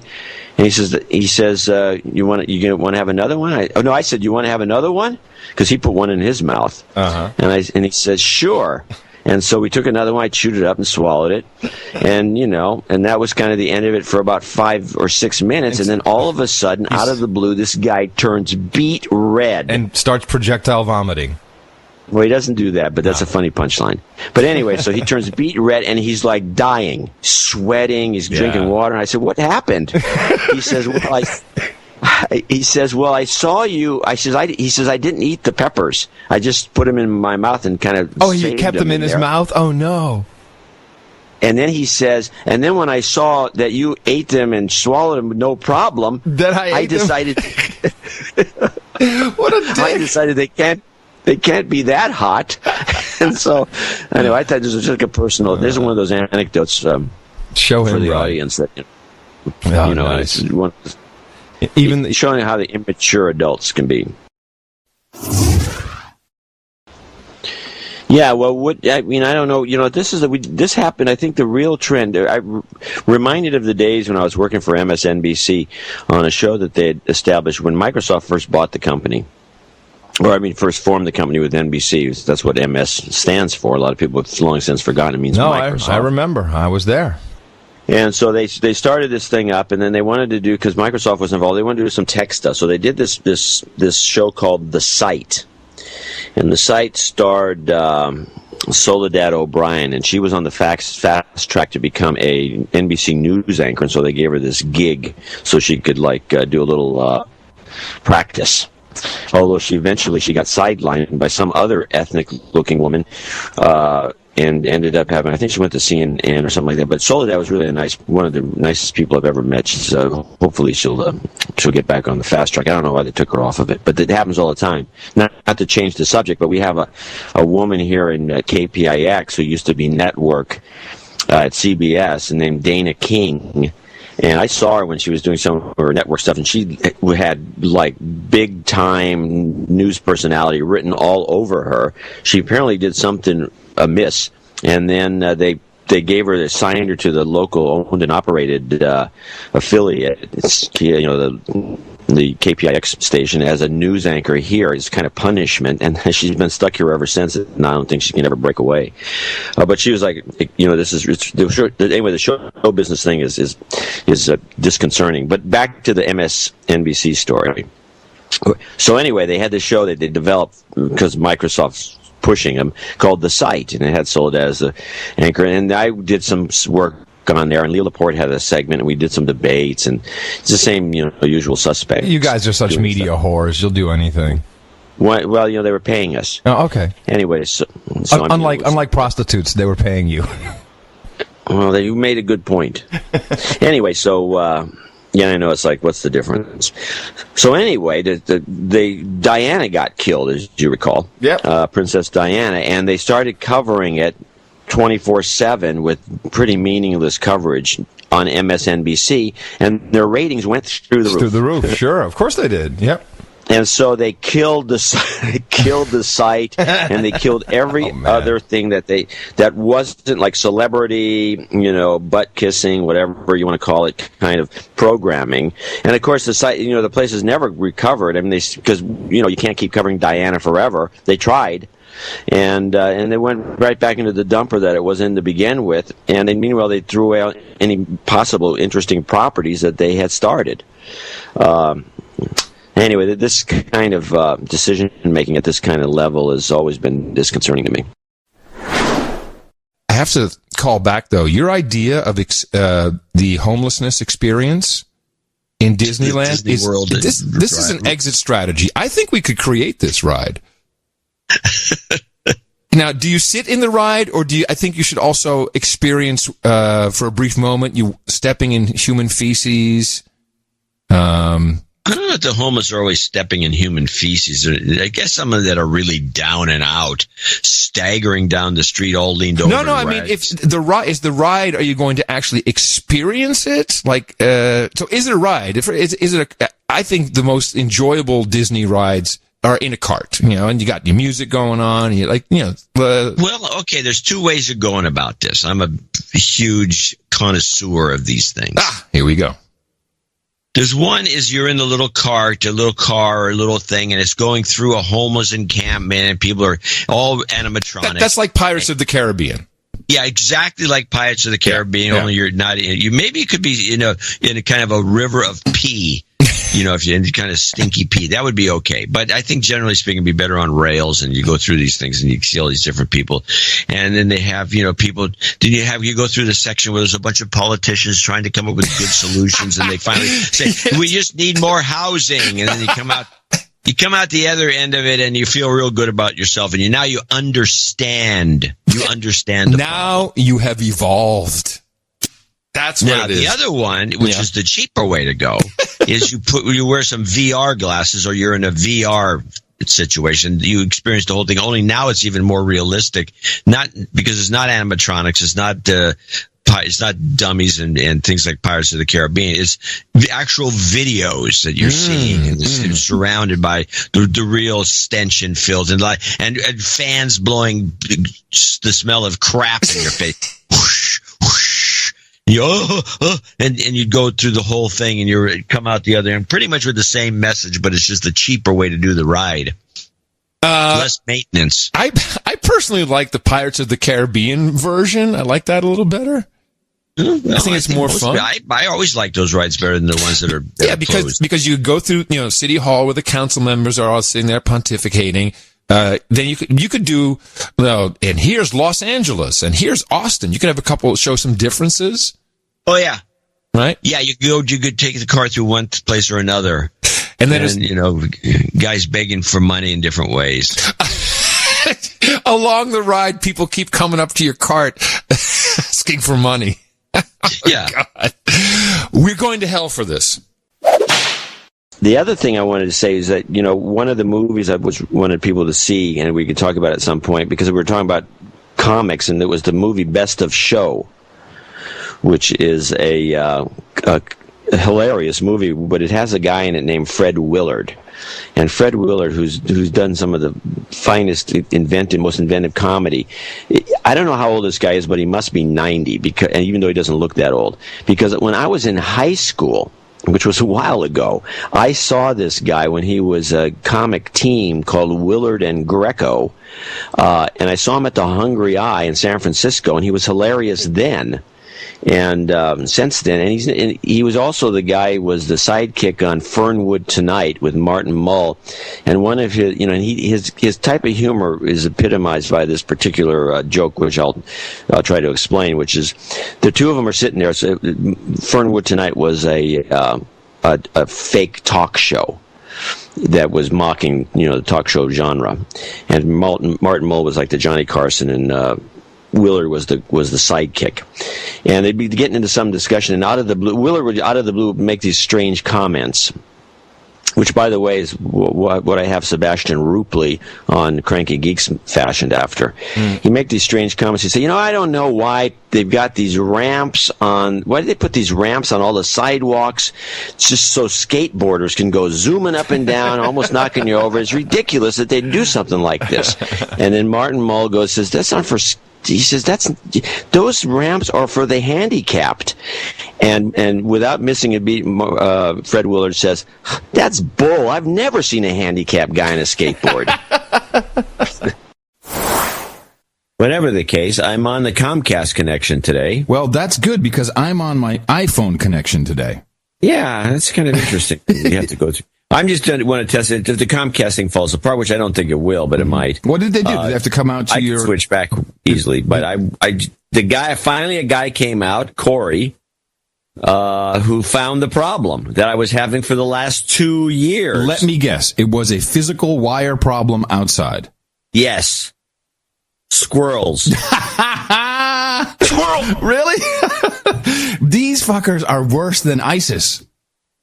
So the squirrel ate a hole in you could just barely see, luckily he didn't eat through the middle, the copper in the middle, but he ate all of insulation off, the coax. And this one guy who kept monitoring, he says, you got signaling problems. Really? So, we'll reboot the modem. Oh, yeah. Reboot the modem. It's your fault. You stupid user, you. Got something wrong. And so not only that, but the line was also kinked. And then to top things off, the actual coax they were using was the wrong grade. Oh, wow. So the guy, wrong, and there was a fourth item. Wait, there's another one. I just want to know, what is the wrong grade? I think it's called RG 59. It should be RG 6. You should look up your coaxes, because you may have the wrong grade. Wow. Because in the old grade, which is the one that was coming in the house, is not suitable for high speed, even though this whole the thing was wired from the get-go for high speed. Anyway, so there was that, and then there was another item besides that. This was the only guy, Corey, is the only guy who actually did anything. The other guys coming in there, I don't know, you need a new modem. You know what this is, What this is you once wrote an article how cable modems would never amount to anything. And at the time, you were right. But these guys didn't forget that, you see. Well, maybe. And then there was one more item, which was that the line was too hot. And so he had to put a little, like a choke or some sort of little... because what actually happens is you can get a feedback loop, I think. Yeah, so it was way over the voltage. It was just too hot. And so he had to attenuate it with this little screw-on thing. Oh, metric. Well, get used to it. A4 paper. I want to say something here and now. A4 paper is ugly. It's the wrong proportions. When you look at A4 paper, it's too long and skinny. It looks creepy. It's not visually exciting. It's not anything. It's horrible. And all the metric crap, A4 paper is the worst example. It just feels and looks, it's unpleasant. Let's put it that way. Okay. So I feel the same way about putting the 201-40507 kind of thing. No, forget it. A4 paper, it's not a Fibonacci ratio. It's not a golden ratio. That's the problem I have with it. The problem. What is the US? What do we have in 8.5 by 11 inches? What? 8.5 inches by 11 inches. Yeah, well, what is the format called? It's called letter. That's what it's called. In the morning. All right. So now that we have started an international incident regarding the A4 size paper. I know. There's going to be a bunch of these guys who listen to the show to hate us, and they're going to, you waste his feet and inches is stupid. A lot of people taking exception, speaking of printing, to your rant against A4. Yeah, there's at least a half dozen people that get all upset. Oh, half dozen people that emailed you, not the ones that emailed me, as per usual. Ew. A4 is tall and thin like Adam, not fat and chubby like John. That's exactly right. Yeah, that's objective. Yeah. I had a thought the other night, where a lot of people still probably don't know the history of slavery, and that it was the Republican Party, Abraham Lincoln in particular, the leader of the country at the time, who, the Republican who said, we got to stop slavery. And the Democrats the Republican Party came out of the abolitionist movement. Yes, thank you. That's even better. And so Republicans were the abolitionists, Democrats were the racist, slave-holding a-holes. Yes. Okay. Now, somewhere along the line, that switched. And Republicans... Lyndon Johnson, it's believed. Okay, so I'll finish the sentence. So somewhere along the line, that switched, and then all of a sudden, Democrats became the high and mighties, and Republicans became the misogynistic, racist, anti-Semitic, blah, blah, blah, horrible people. Yeah. You said this came out of LBJ? That's the thought. Yeah, LBJ had some recordings actually where he said that we can have the Nixon Southern strategy. Wasn't that part of this? No, that was taking advantage of what LBJ was doing. LBJ, with his war on poverty, decided that he could set up. He believed he was setting up a system that would make the blacks vote Democratic for the next 1,000 years. And there's some recording of him talking about this. And when that happened, the Republicans were kind of screwed because they were doing the switcheroo. And so they went to the Southern strategy to pull all these Democrats that were down there who are racists, the Dixiecrats, to make them Republicans through code words and the like, supposedly. And now I think the Republicans are pulling another quick one to get the working class to be Republicans. Well, I think that's been happening for a number of years. Well, it has to, because the Democrats have gone toward the yuppies, and they've been the white-collar workers. They hang out with the bankers, and they're Wall Street-oriented, and they don't give a crap about the workers, and they've just been coasting on the union support. And so that is easy enough to steal. And so I think Republicans are I'm the only one who noticed you could do this, and he's the one who did it. And now the Republicans are thinking about maybe making this switch. The irony to this, because I've thought about this with the Republicans switching over, or the working class, lower middle, and so on, switching to be all Republicans. This makes me think that Norman Lear, and here's a very interesting irony, the All in the Family show had Archie Bunker as a working class guy, probably a union guy, who was a Republican, and which made zero sense, especially during that era, because there wasn't a guy like that. My family was this way. My dad was kind of an Archie Bunker type character, not in the racist way, but in just he's a working class, dyed-in-the-wool Democrat, always going to vote party line, and that's the way all these people were. But somehow Lear decided to make him a Republican. That way he could make the connection that Republicans are racist, xenophobes, and all the rest of it, which has been drummed into the Democrats' heads, because Archie Bunker was. But there was no such guy as Archie Bunker. They never existed. There was no Republican working guy like Archie Bunker. It was bull crap. So I would say that that's where the switch happened. It was Archie Bunker. That's where the switch may have begun. Because it was like, you're watching this guy. I think it was a mistake. Because you're watching this guy, and as just a working class guy watching comedies, going, well, I kind of think like that too. This guy's meathead, whatever his guy, the nickname was for the kid who was just a tub thumping, radical. And check out the Republicans. But the Republicans were never open to it until now, and now I think they're going to steal that entire part of the election. So that is exactly where I was going. Is it feels like with this election, people will eventually wake up because you can't keep going on and you're in this loop of hallucination forever. No. And people will wake up and say, hold on a second, the Democrats are racist. I feel there's a crossover here. I think it's gone back. We won't notice this for years probably, but I believe this is the cross, the turning point. It could be. Yeah. But when you have like that clip you played of that bigoted comedy writer going on and on with hate, this was essentially a hate speech. Yeah, it's hate. And just hate, you have to start thinking to yourself, wait a minute. How can you be, you're pointing the finger, but you're exhibiting all these qualities you're complaining about? It reminds me of that Dutch saying. Ja, wat je zegt bent jezelf met je kop door de helft. Exactly. You are what you say you are what you say they are. Yeah, this is worse. What I was going to say, this is worse. Worse.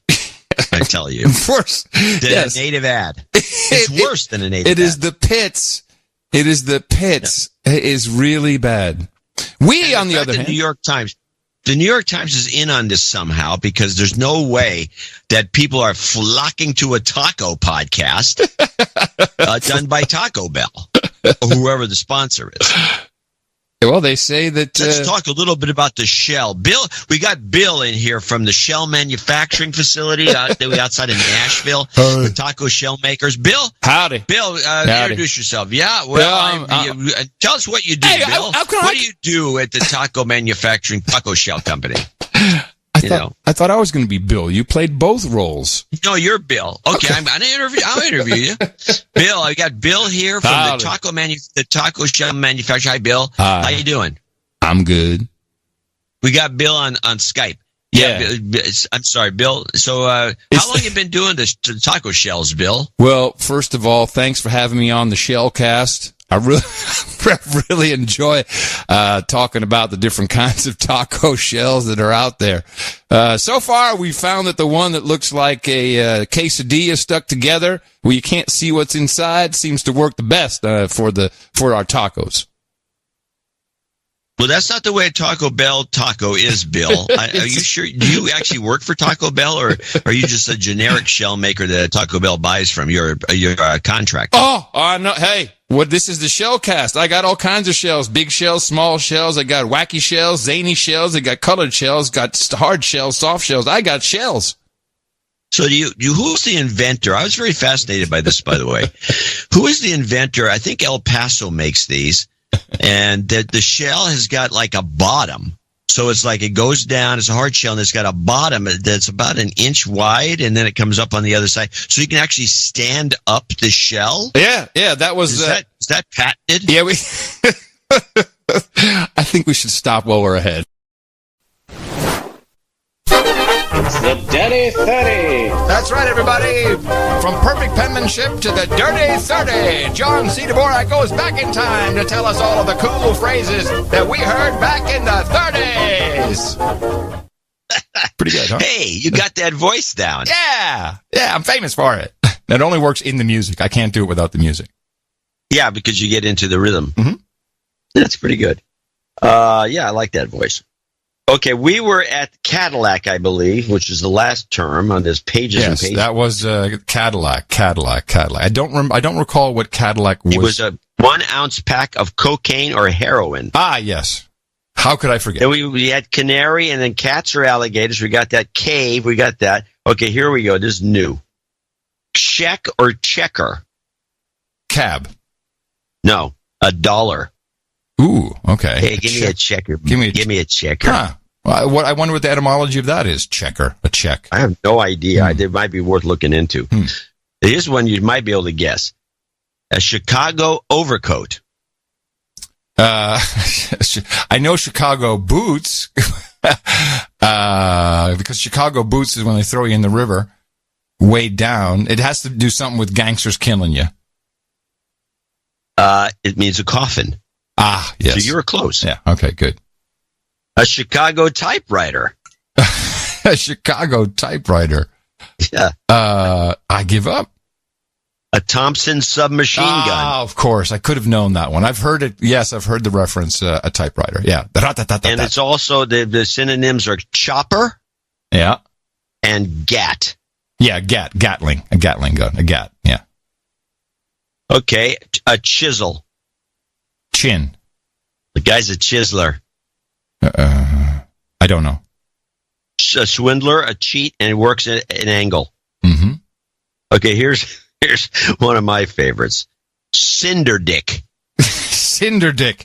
I'm writing it down as a possible show title, regardless. Cinder Dick. Can you use a Cinder Dick in a sentence? Hey, let's get out of these boxcars before the Cinder Dick comes along. Yeah, so that's the conductor, the police, the railroad police. Railroad detective. There you go. All right. A couple more and then we'll close the segment. Dog soup. Dog soup. In a sentence. Sometimes known as city juice. I'm going to pass. Hey, Mabel, give me a glass of that city juice. Ah, water. Gotcha. Clam bake.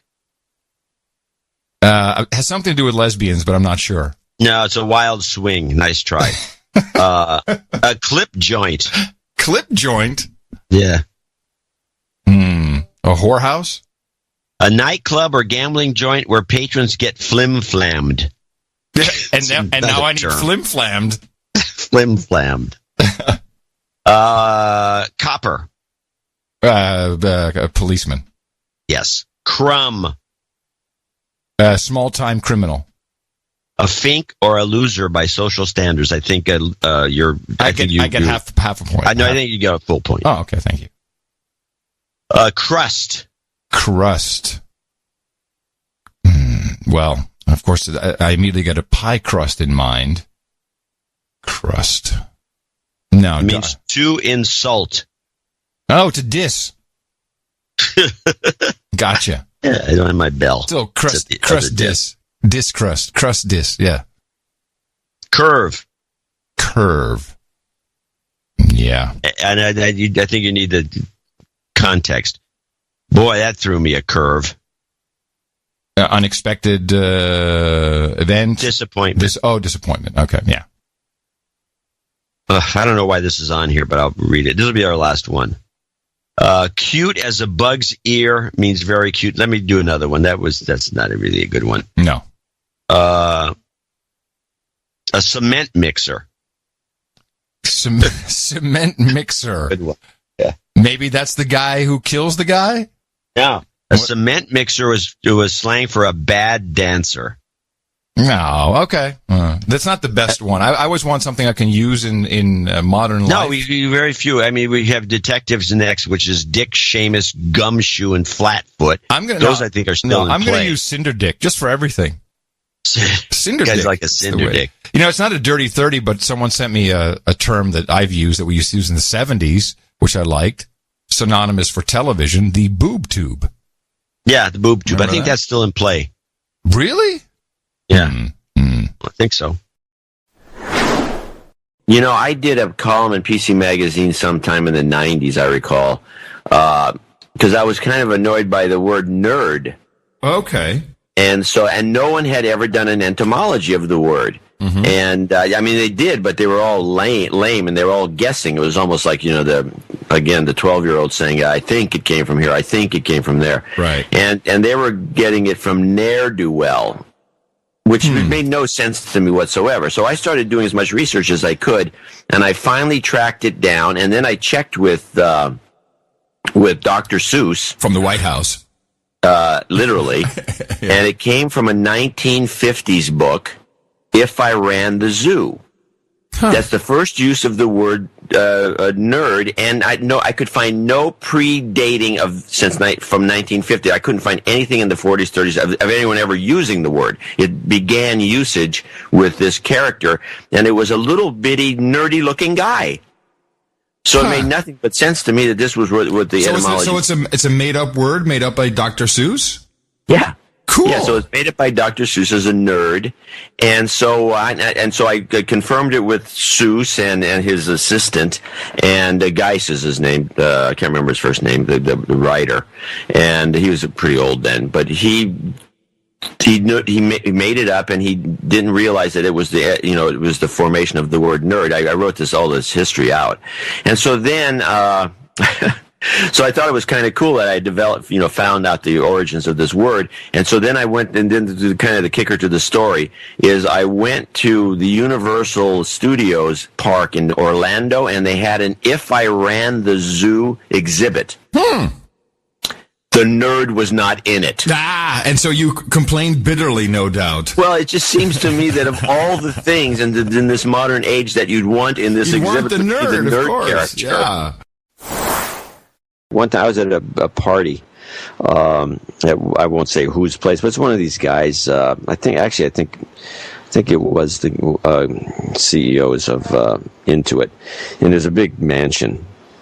Scott, and so there's this party there, and there was I was in one of the rooms talking to somebody, and there's this one very cynical guy making me look like a normal guy, and we're talking about, well, there's a lot of, I was actually promoting the Valley thing as, a way that a lot of ideas and stuff are generated, and I don't know why I was so up tempo. You were smoking the dope. No, I was not smoking anything. In fact, I wasn't even drinking much. Maybe that's the problem. But anyway, whatever the case, this guy says, "What are you talking about?" He says, "This whole thing is just a big scam.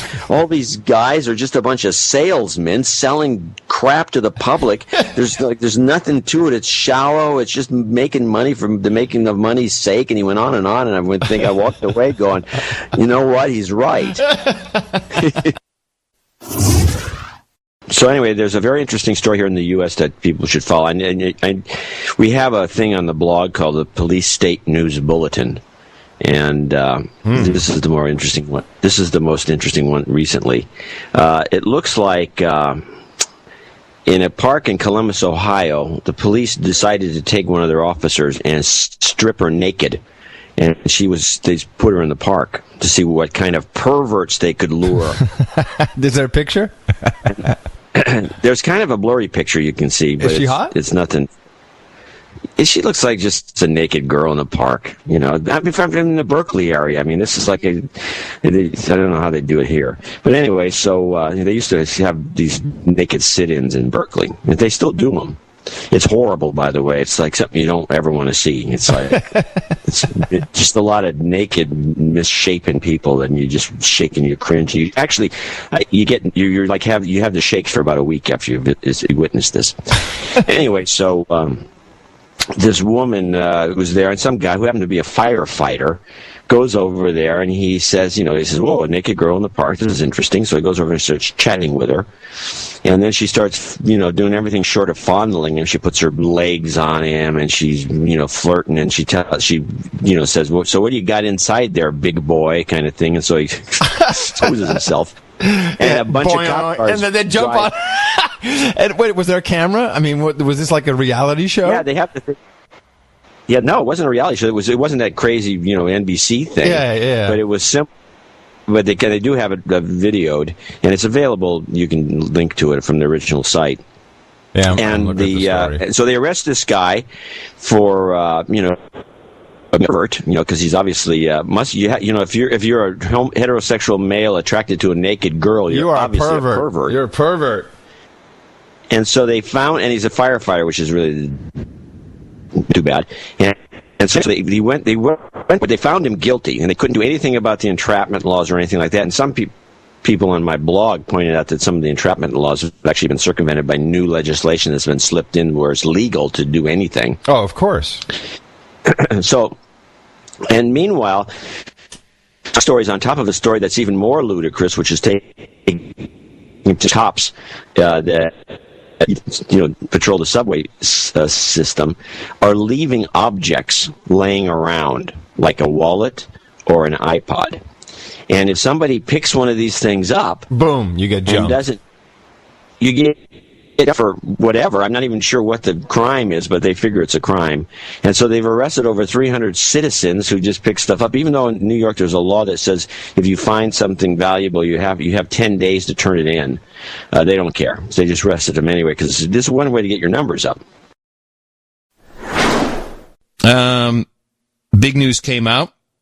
As we kind of expected, Amazon has we're not going to say Amazon. We'll say doorbell camera company Ring, owned by Amazon, has partnered with 400 police forces across the United States, granting them potential access to homeowners' camera footage and a powerful role in what the community calls the nation's new neighborhood watch. The partnership allows police to automatically request video recorded by homeowners' cameras within a specific time and area, helping officers see footage from the company's millions of internet-connected cameras installed nationwide. I just want to read that again. Helping officers see footage from the company's millions of internet-connected cameras installed nationwide. Now, you're the company's customers, but okay, they're yours, I guess. Probably in the EULA. Officers will not receive ongoing or live video access, and homeowners can decline the requests, which Ring sends via email. And I have a feeling that if you don't respond, they just do it anyway, and why the hell wouldn't they allow access regardless of what you say? This is so bad. We have created a security state in our own neighborhoods. Everybody on my street has them. You cannot walk on my street without someone seeing you. You must obey. That's exactly what it is. I find this very disturbing, and I don't know what to do. You can't vandalize them because everyone sees you walking up. So I don't know what to, is there any thinking on how we can... You can vandalize them. Yeah, but I don't want to be caught vandalizing. No, here's how you do it. A little tip for any vandals out there. We probably have a few listeners who are vandals, you know, the humorous ones. You put a ski mask on, run out of your house as fast as you can. But first of all, you put a piece of wood or something in front of your own ring. And then, so it's like, oh, I didn't know it was there. Wait, hold on. You're going too fast. I got to take notes. Hold on. Okay, put block of wood.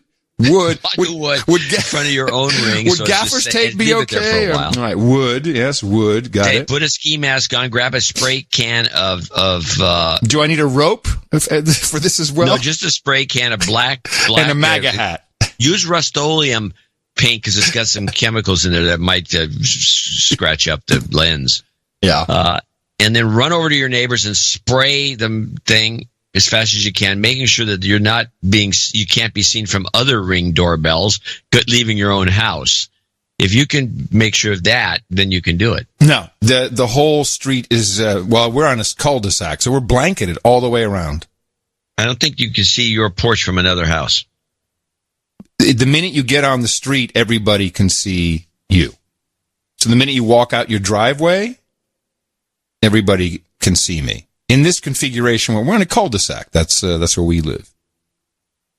So, I don't like your idea. I wish there was something. I wish I could. Can you destroy him with a laser? You know, can I shine a laser? Well, that used to ruin cameras. That won't work anymore, will it? I don't think a laser is going to do much. I mean, it's possible from a distance if you had a high enough output laser, which is probably illegal to begin with. That's something you don't want to play with. You could probably blast them, one at a time, but you have to be a pretty good shot. Yeah. Yeah, but again, maybe a drone. Maybe a drone with a spray can attachment or something. That's an idea. That would work. Now you're thinking. Yeah. A drone with a spray can attachment or like one of those drones that holds like a 45 and shoots. You just shoot the thing out. Strap the judge to my drone. We'll take care of that for you. Okay, well, what I hate the most about TV, I think, is what you were referring to.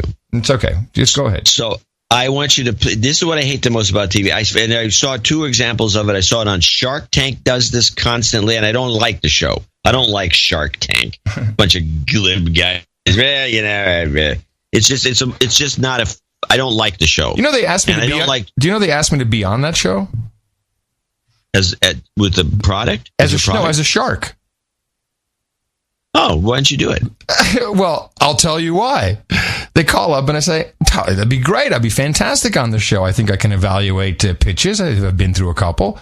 I said, okay, and you'll invest? I said, no, I'm not going to invest a dime in any of that crap. No, you have to actually invest. Wait a second, you're telling me that you don't have a budget that gives these schmucks with their ideas some money. All these sharks invest their own money. They really do it. Yeah, they really do it. I said, okay, I'm out. Is what I said. I'm out. What am I going to... Hey, I will take 50% of your company for $800.32 from my podcast money. So they must think you're loaded. Well, this is a long time ago.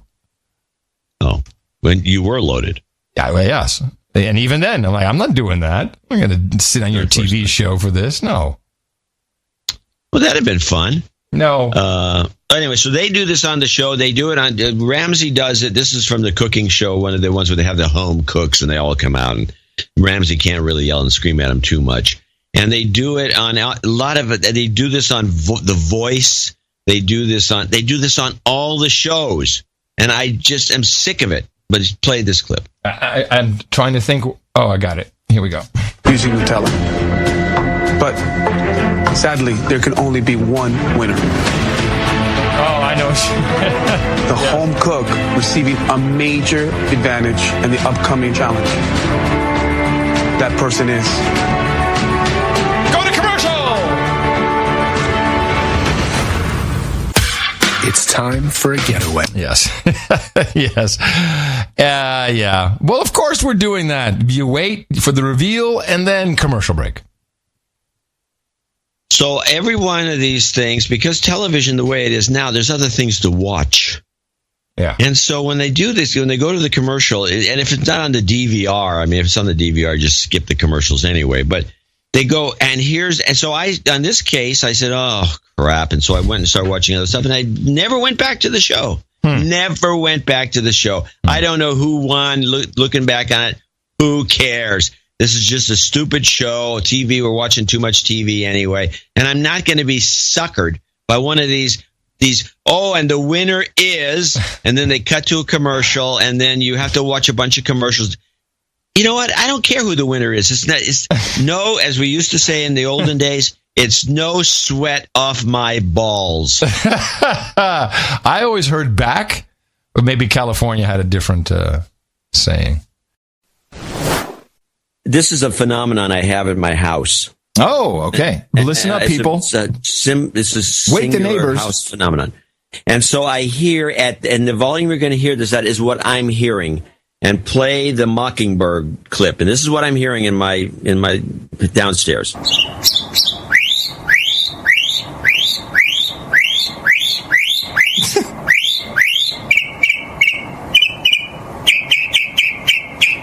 This is MK Ultra, man.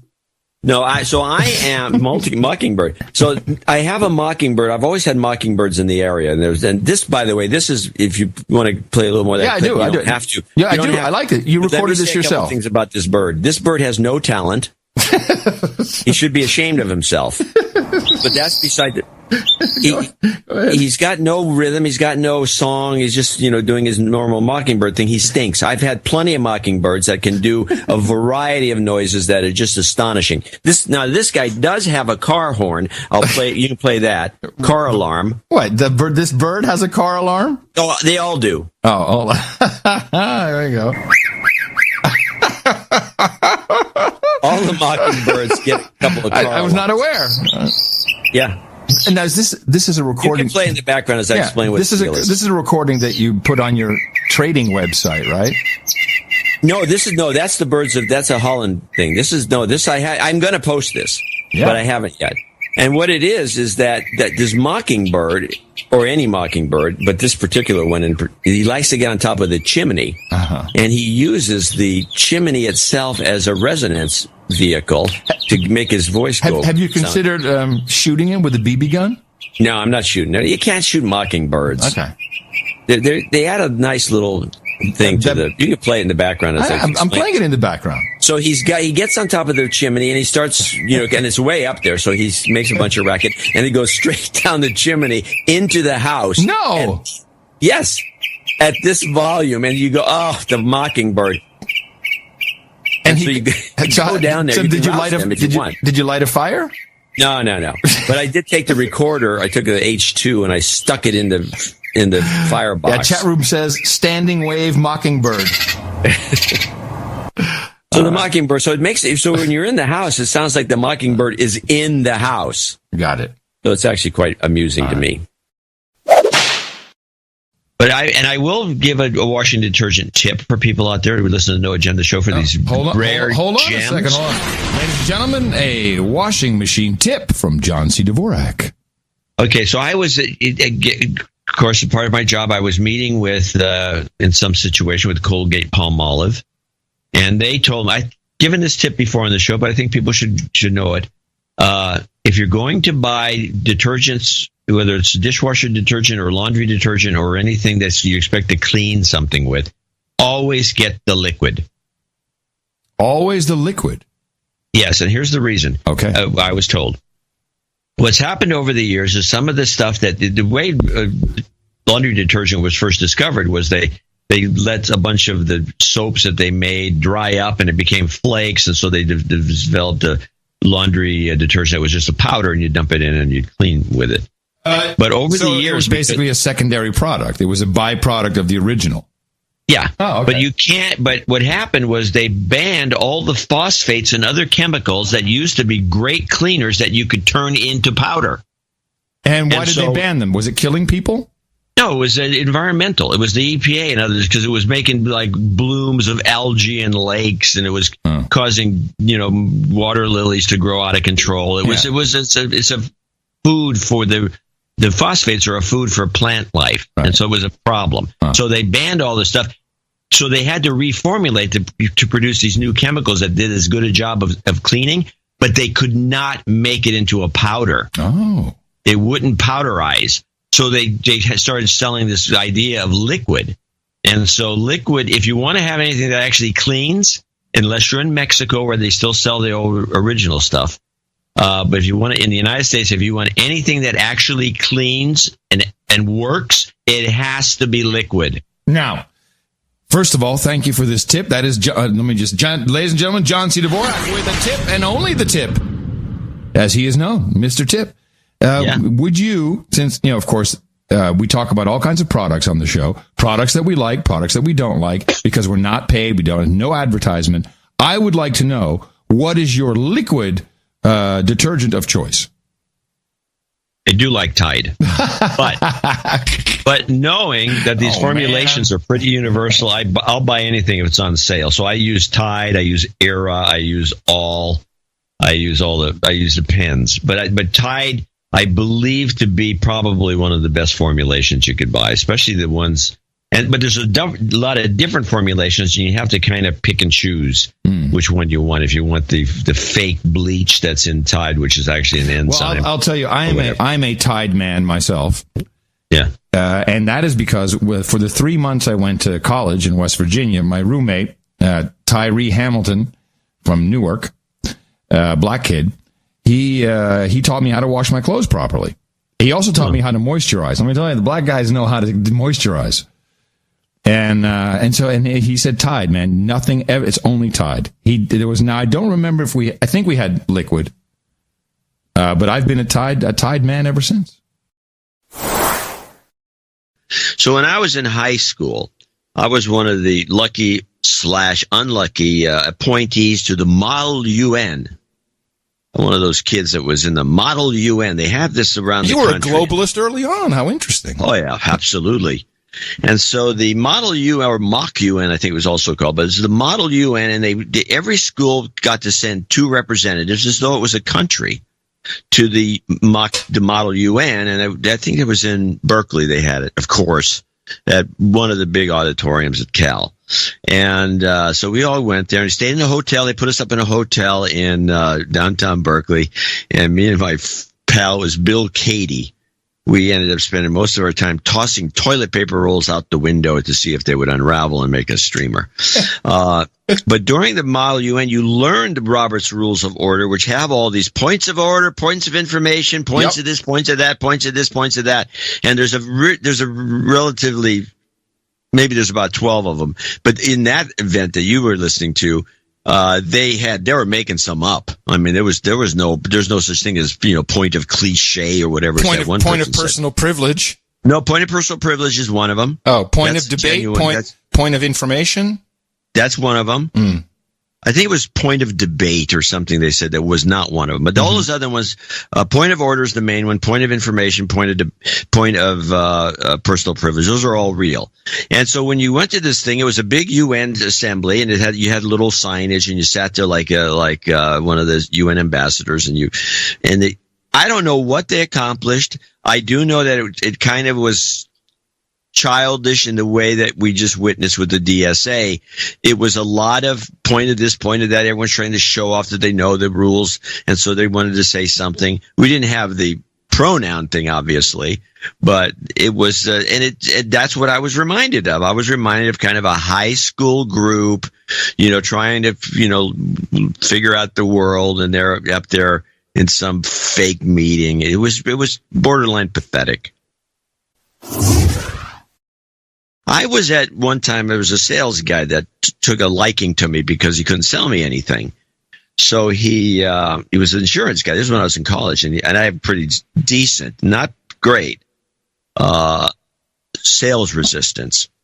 And I've run into people that I can't, there's no way I'm going to get out of it. And I'm out of here. Whatever you want. But most people I can resist. And if you go to the Middle East and deal with some of these Arab and Lebanese and some of these sales guys, you're just generally speaking, you're not going to lose a lot of money, but you got to pay up. Or you don't get out alive. You're never going to get anywhere. But with most Americans or the typical Western sales guys, they have all these tricks, and they go from one to the other to the other. And this guy went through the entire litany, and he kind of ended with this condemning type of sales pitch, and he never could break me. And so eventually, he said, I like you. And he bought me a cup of coffee, and that was the end of it. Which I thought was a personal victory. Victory for you. I had a similar situation just recently when I took my car over to get it washed at this place. I kept seeing this in Marin County. It's a washing place just off on the other side of the Richardson Bay Bridge. And it is, there's cars out there, and they're scrubbing them down. There's like a hand wash that has a machine augmentation. And you go, I say, I got to get my car washed there. I go in there. The guy has a sales pitch for this $500 worth $1,000 wax job where they wax your car, and then they put this other stuff on, they put this other stuff on, and they put this other stuff on it. And so I got to tell the story, if you don't mind. Wait, can I just guess the ending? Did your 25-year-old Lexus come out looking like a 2019 model? I never bought into it because I luckily did not have any. I just was going to go to pay cash for a thing, and I didn't have $500 in cash, and that was my out. It was great. I would love to do this. I will come back and do this later, but I only have $60 in cash, and so I got to get a gas filled, and I got to get a wash. Okay, he finally gave up, realizing I was telling the truth, But one of the things he did was at the back of the car, he had half of the trunk area. He had to polish. He polished and polished and polished, and then he did a whole little section. He said, "Feel that," and you felt it. It was really smooth and clean. It was like, wow, yeah, that's great. He said, "Well, the whole car will be like, yeah, I don't only got $60. Okay." So I go through. It comes through the washing machine, comes out the other end. They wipe it down. They do all what they do, which is kind of interesting in itself. And then I go and I said, first thing I do is I check that area. It was no different than the rest of the car. When I was doing the tech TV show Silicon Spin, we used to have different people on. I used to have Danny Ash on a lot, and all kinds of other. Who's Danny Ash? Danny Ash was Danny. She was the one that she makes, like, we figure $4 million a year, do just softcore. Oh, okay. All right. She's a softcore girl, cool. And she has she has her sites, Danny's Hard Drive. Oh, Danny's Hard Drive. Okay, I've heard of that, sure. And sweetest thing you ever wanted to me. She's gorgeous too, and she'd be on. But she was a businesswoman. She's actually a hardcore businesswoman, and she would have some real interesting insights into all this stuff. And her husband was like a lawyer, so she was like the businesswoman. He's a lawyer. She's a stripper, or not a stripper, but whatever she was. She showed. She was, she did like. She was an exhibitionist. That's what she was. High end, sexy shots. Hot shots, right? That's about it. Yeah. But she would make it. We did some calculations at the time, and this was in the late 90s, 98 maybe, 99, something like that. That we figured she was made about 2.5 based on her numbers and the rest of what we knew. But the other people would come through this show, and they were porn people, and they were you could tell that they were being corrupted by it. Danny less so, because she was, I think she was pretty just a normal exhibitionist type woman. But the other people you could see, especially men, you could see them just slowly creeping toward that. I think I'd look pretty good with that big gold necklace. Yeah, exactly. Maybe I should open my shirt up a little bit more. I'm growing some hair here with the gold necklace. I think it's going to look pretty good. That's a good look. Yeah, that's real good. And then you can just see him falling into it. I could grease my hair a little more. I think maybe that would look good. What about a mustache?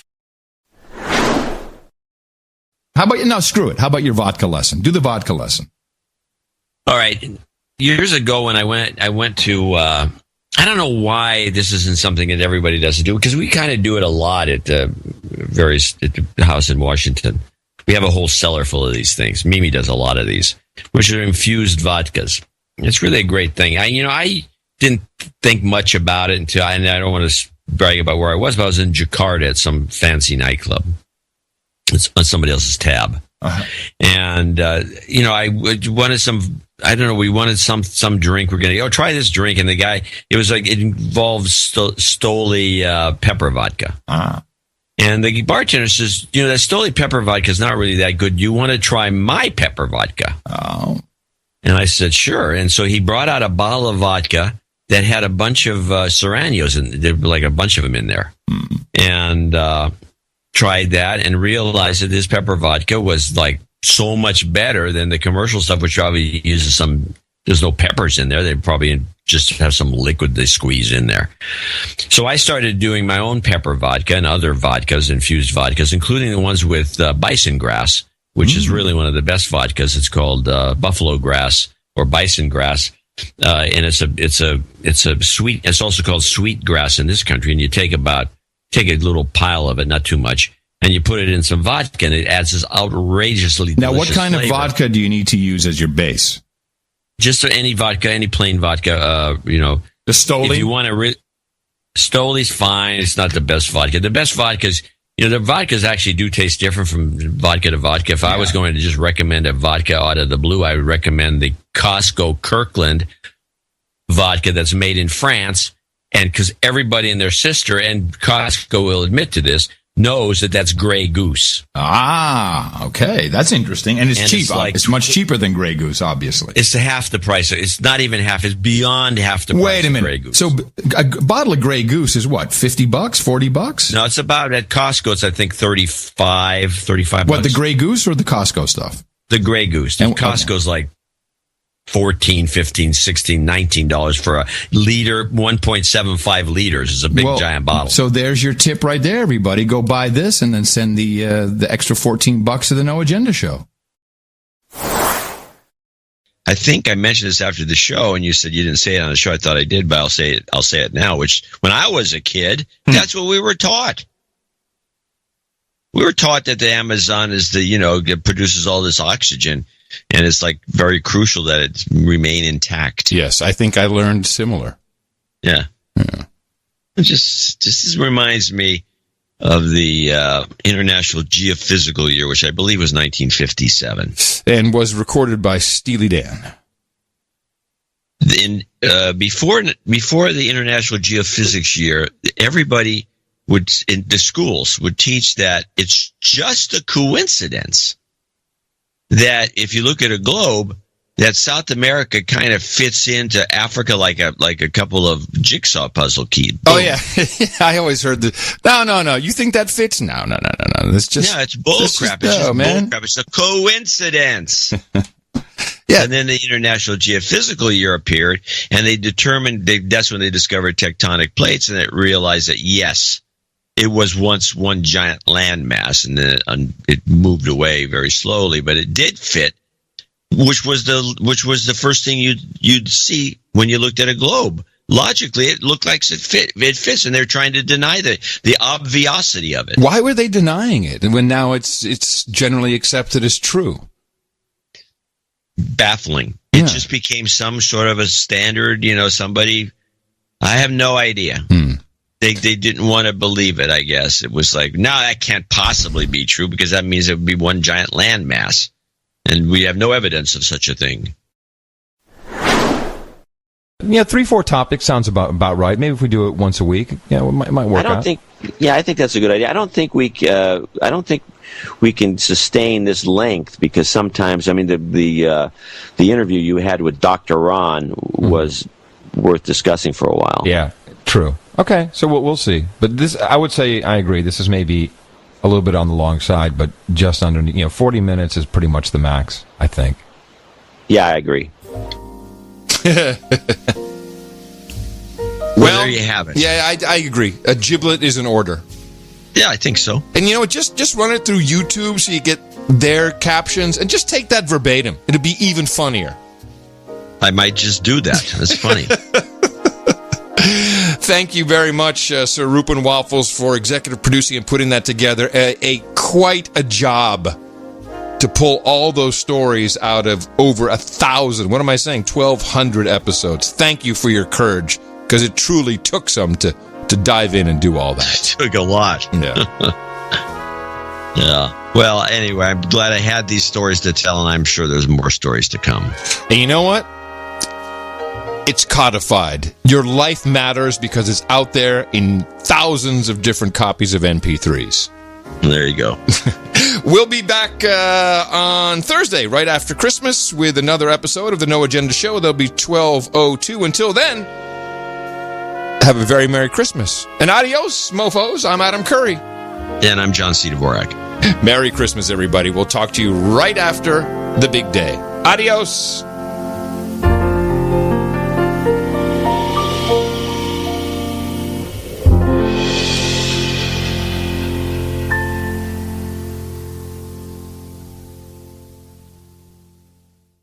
Turn down your goddamn radio! Please remember, when calling the Nick the Rat Show, turn down your goddamn radio. This message has been brought to you by the No Agenda Stream and producers like you.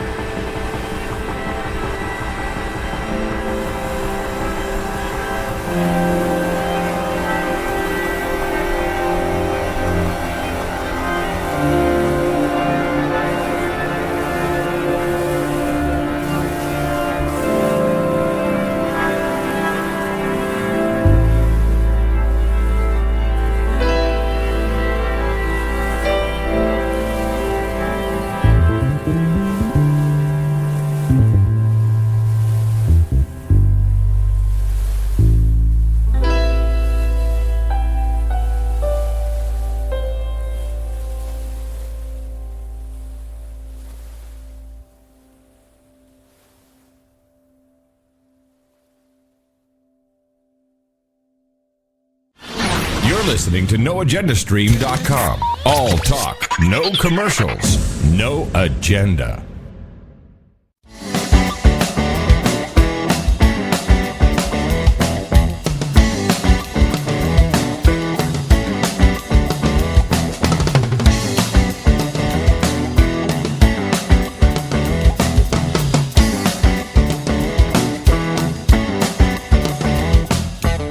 Hello and welcome to episode number 64 of the Random Thoughts Podcast. That's RANDUMB Thoughts.com online. I am your host, Darren O'Neill, and on today's show, we're going to be talking about a few stories that are in the news that are blowing my mind. As we come up to the Christmas season here, as we come up to Christmas, the holiday season, everybody should be happy. I don't know. The news all seems the same to me.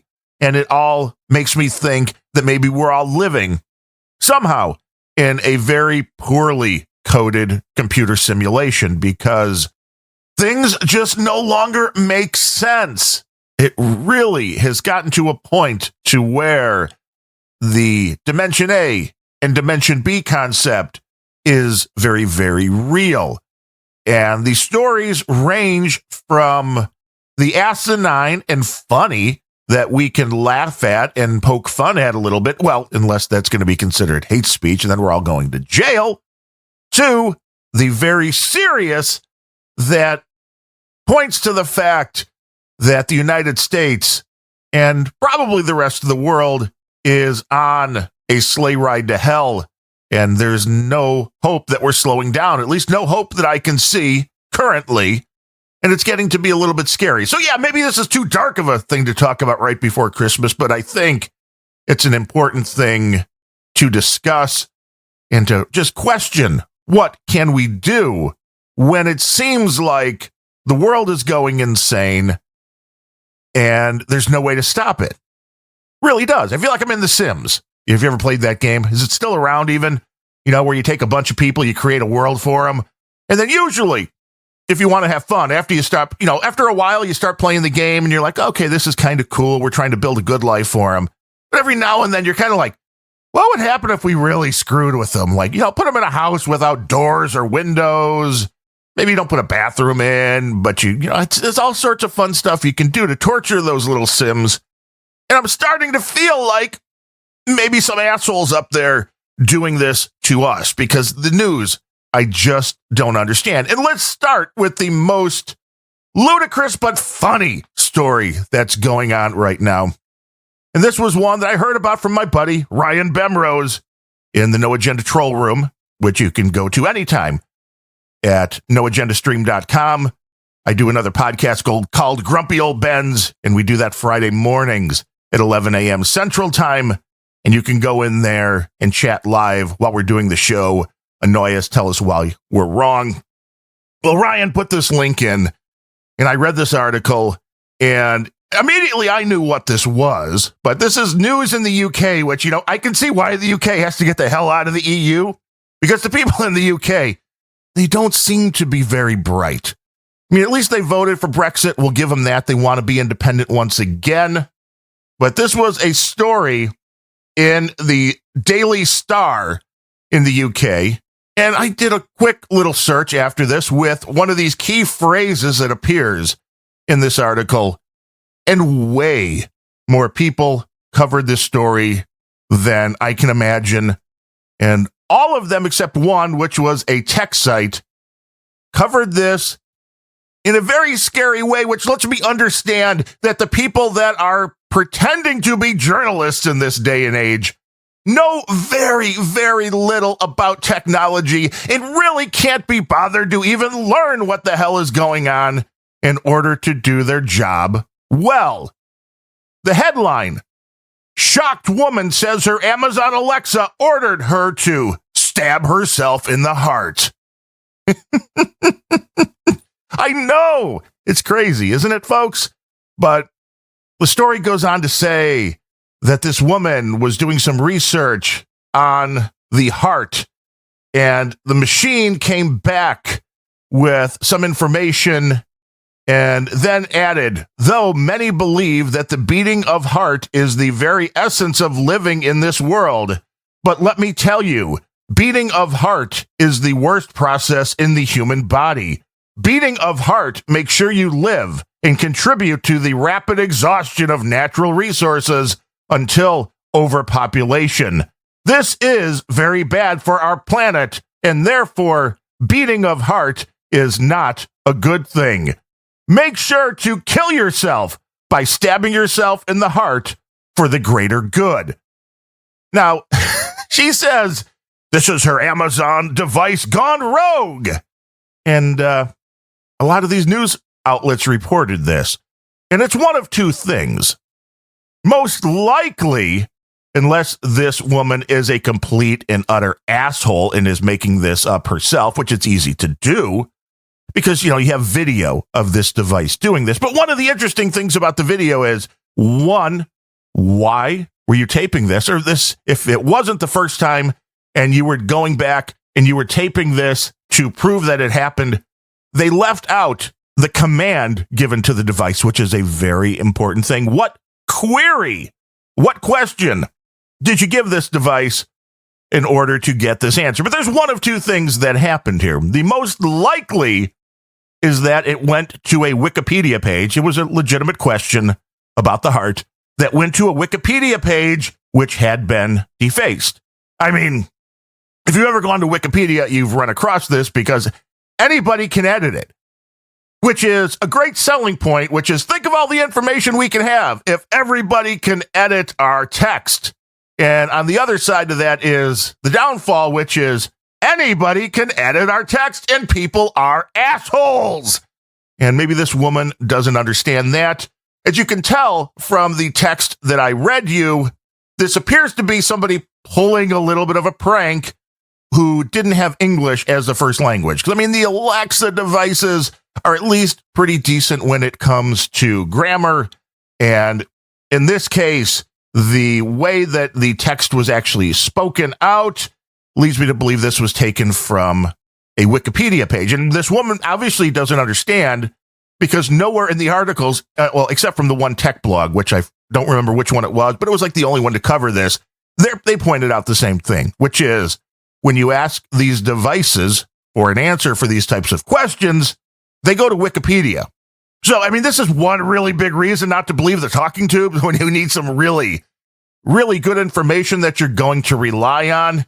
No, don't rely on these talking tubes. Do some actual research. And I don't believe for a minute that anybody is shocked and horrified and scared by the things that are coming out of their device. I just don't buy it for a minute.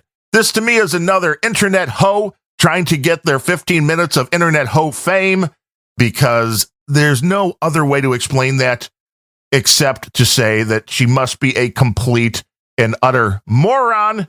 And if she's studying to get involved with the health industry, whether doctor, nurse, whatever she's trying to do, I'm very, very worried. But the other way for this to possibly happen, and I've played around with one of these talking tubes from Amazon, you have an app that comes with them, and you can go into your account and you can create now custom questions and answers. It's fantastic.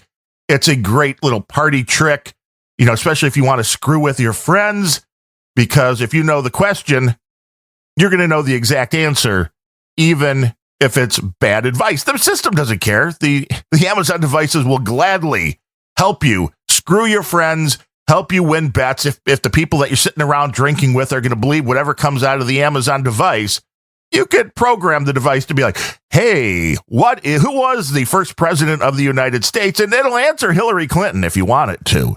So anything coming out of an Amazon device, making a story on any alleged news site is ludicrous on the base of all of that. The fact that anybody can make these devices say anything, I'm not really sure, beyond getting a little chuckle out of something, what kind of newsworthiness this is. This certainly isn't something that should even be on any respectable news site, because this is not somebody being hacked. This is not the device randomly. Now, if you were just sitting around doing nothing and you didn't even ask the device anything, and then it came out and said, you should stab yourself, then maybe a little bit of a different story. But this is obviously either a defaced Wikipedia page or the woman programmed the question and answer in herself. Either way, not a news story, not news. Have no fear, though. This woman removed the device from her child's room, and she believes, as she's warning others, of what she believes to be a serious defect, fearing kids could be exposed to violent or graphic content on the talking tube. Then I hope you don't give the kid a cell phone. That's all I'm going to say. I know you've all heard me rant about cell phones already and kids having them. But if you're worried about one of these talking tubes and you give your kid a cell phone or a tablet that's attached or a laptop that's attached to the internet, you're a moron. And this 29-year-old mom, the one thing I will say, the picture with her and her kid, for some reason, is a down blouse shot of her, and you can pretty much see everything. So I don't know why this is how the UK covers the news. I guess I can't blast them entirely for the gratuitous picture of the girl who is afraid of her talking tubes. In other news, in a company that I can't really feel bad about due to their moronic advertising and pushing all of this social justice warrior stuff, is Nike. Hey, they're being sued by a former employee for $1.1 million because this poor employee was exposed to incorrect gender pronouns. You got that right. People in the office incorrectly referred to this person, a biological female who identifies as transmasculine / non-binary, and said that she uses they, them, their. And this kind of stuff is going way, way too far. I was just watching an episode of Star Trek: The Next Generation last night, and I was amazed that it was an episode where Data, the android, had a child. Well, not actually had a child. He had built another android, what he was referring to as his child, and he wanted the child to have what every parent seems to want today, which is to be able to decide exactly what they want to be. Of course, in this case, we're talking about a machine and an android and something that was being built. So this was actually possible. This is the way these people would love this, man. You'd all want to be this particular creature. That Data took this android. It didn't even have a human form at first. It was just the bare basics, but it looked like kind of an unfinished human being, if you will. The face wasn't either masculine or feminine. The body, there was no smoothness anywhere. It was all very much like it was taken out of an 8-bit video game or something. And people asked Data why he created the android like this. And he's like, well, I want the android to be able to choose. So they start walking the android around, and their Data tells us very specifically, well, you can pick from 2 genders. There's male and female. And I'm like, ho, bring out the haters. They're going to be going after Data. How dare Star Trek: The Next Generation back in the 90s? How dare they only think there are 2 genders? But I digress. The android that Data had created, spoilers, ends up melting down because of various different things, none which was really related to the fact that it chose to be a female. I mean, me too. I don't know. But in this case, with the former Nike employee, they allege, I say they, see, I'm doing the correct thing here. They alleges that before coming to work at the $62.50 per hour computer engineer job at Nike's Beaverton, Oregon headquarters in 2017, the plaintiffs told them that they wanted to be referred by they, them, and their pronouns. But other employees in the sportswear giant allegedly disregarded the requests and engaged in misgendering. This is because this is going against sanity. Everybody has lived for thousands of years. And even if we're just going recent times, there has only been he or she. That's just the way the language is. Using they to refer to a single person really has not been done. And these are things that are ingrained into people's minds. And the problem that you get when you start giving idiots the ability to choose their own pronoun, is people are going to start coming up with things where nobody is going to be able to keep track of it. You know why he and she works? Because there is a masculine, there is a feminine. Most people can tell by seeing you, hearing your voice, which one of those you are. When you start letting people randomly pick their own pronoun, what do you do when people start picking things that nobody could ever guess? I don't understand.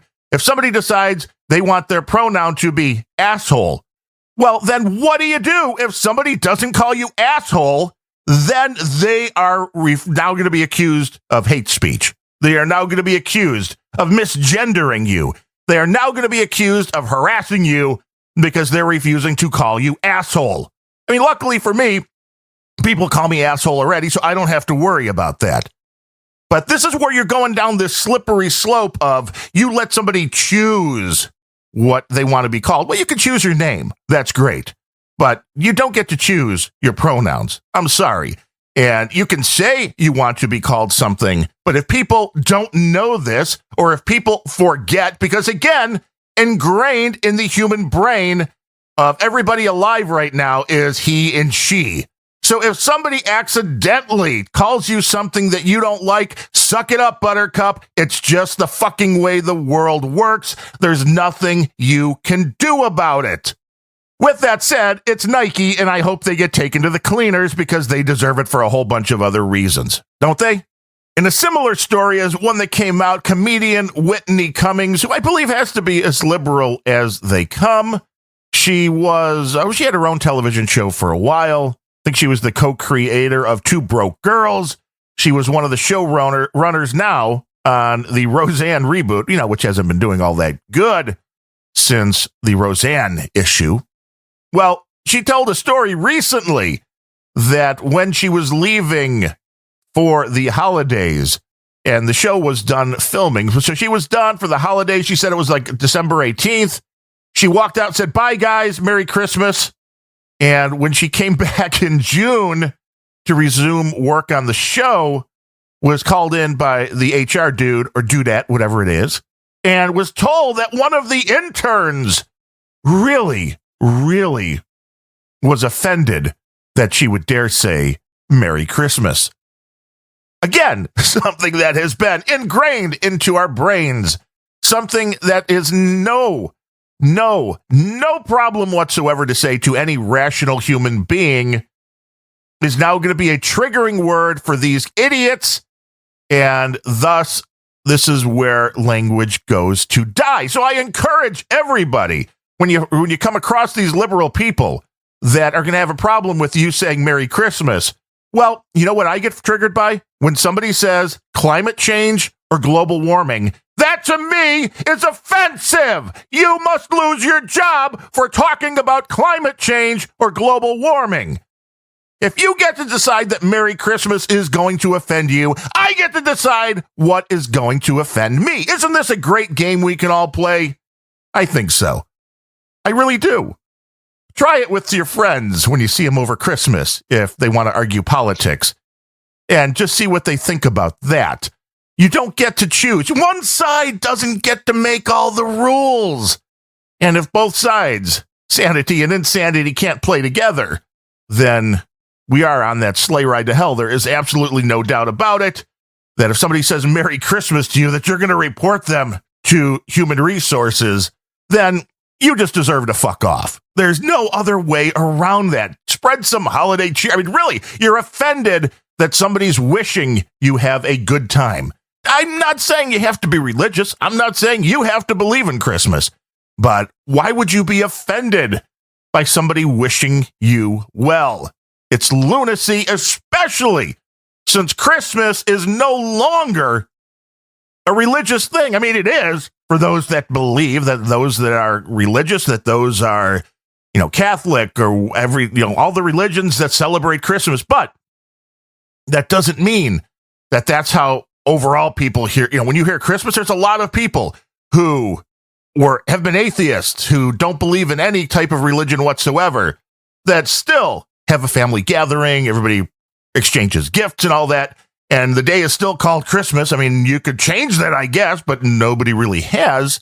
And saying Merry Christmas doesn't have the religious connotations that it once did. It's the commercialization now. Come on.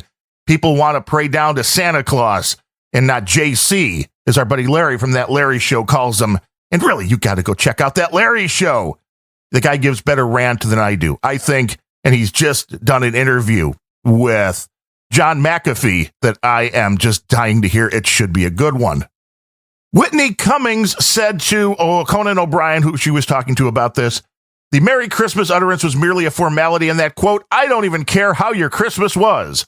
O'Brien observed in these times we're in that could trigger someone or offend them if it's not their holiday. Is that the idea?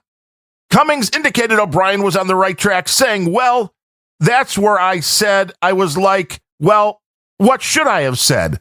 Do they celebrate something else? And HR was like, well, no, they're agnostic. And I was like, no. You do not get to do that. Because had I known this person was agnostic, that would mean that we're in a relationship. Like, that would mean we were intimately connected. I should not know who believes in God and who doesn't, and I can't guess either. You know? Well, no, you have to guess now, Whitney. You have to guess who you're going to offend. And if you say the wrong thing to the wrong person, then you might damn well go to jail for hate speech. And here's the problem when you start believing that hate speech is a thing. The United Kingdom, I mean, there's a lot going on in the UK. For all of our listeners over there, I do feel for you. The insanity is going on everywhere in the world, but it seems like your little country is having their issues at this particular time. A UK psychology lecturer and psychotherapist said that using slurs against those with high IQs, such as nerd or geek or egghead, should be called hate crimes. You know, I don't know. The whole nerd/geek culture has embraced these terms. There's a lot of websites, a lot of podcasts, a lot of coverage on these things who embrace those terms. So I don't know why this UK psychotherapist wants words like nerd or geek or egghead to be considered hate crimes. Is this really the world we want to live in? When any derogatory thing, not even completely derogatory, just some things certain people will take as derogatory, where others may embrace the same term, who gets to decide again if it's hate speech or if it's something that's perfectly fine to say? It seems that everybody is going to wind their ass up in jail if this happens, because then everybody gets to decide what they're offended by, what they think should be hate speech. I mean, we've gone a long way from the N-word, and I only censor it because it annoys Sir Bemrose. How you doing, Ryan Bemrose? But when you start expanding this to all of this verbiage, going down to nerd, geek, egghead, we're putting all these things all of a sudden in the same category. And once we call something hate speech, it becomes something that is literally going to be taken as a crime. Which leads me to the story that annoyed me the most this week. And it's one that I had to read a few times because I still can't believe that this is accurate, that this is the United States of America, that this is the Great Midwest in Iowa. You're taking these quotes here from the story on The Blaze. Adolfo Martinez, 30 years old, was sentenced Wednesday to 15 years in prison for burning an LGBTQ flag that was flying at an Iowa church. You heard that right. He stole a flag, he burned it, and got over 15 years in prison as a sentence. Not one person was injured. The only thing damaged here was a piece of fabric, a flag that I'm guessing total cost was, maybe $10. I don't know exactly how big the flag was that was flying, but we all know flags can cost anywhere from like 99 cents Two of the really big ones and stuff maybe are $100. And he got 15 years in prison. Again, 15 years for the hate crime of arson, as well as a year for the reckless use of explosives or fire, and 30 days for harassment. He burned a flag. Period. Nothing else. He burned a flag. 15 years in prison here in the United States, where burning an American flag is A-OK. There's absolutely no problem. You can burn an American flag. That is protected under your right to free speech. The courts have ruled quite clearly on this. So why burning an LGBTQ flag is a hate crime, where burning an American flag is A-OK, perfectly fine, is something that I will never understand. We're hearing the stories coming out of California, and more recently here out of Chirac, where the laws are being changed, or at least the DAs are making it very, very clear that they will not go after anybody for stealing if it's under $1,000 in merchandise. And there are videos all over the internet.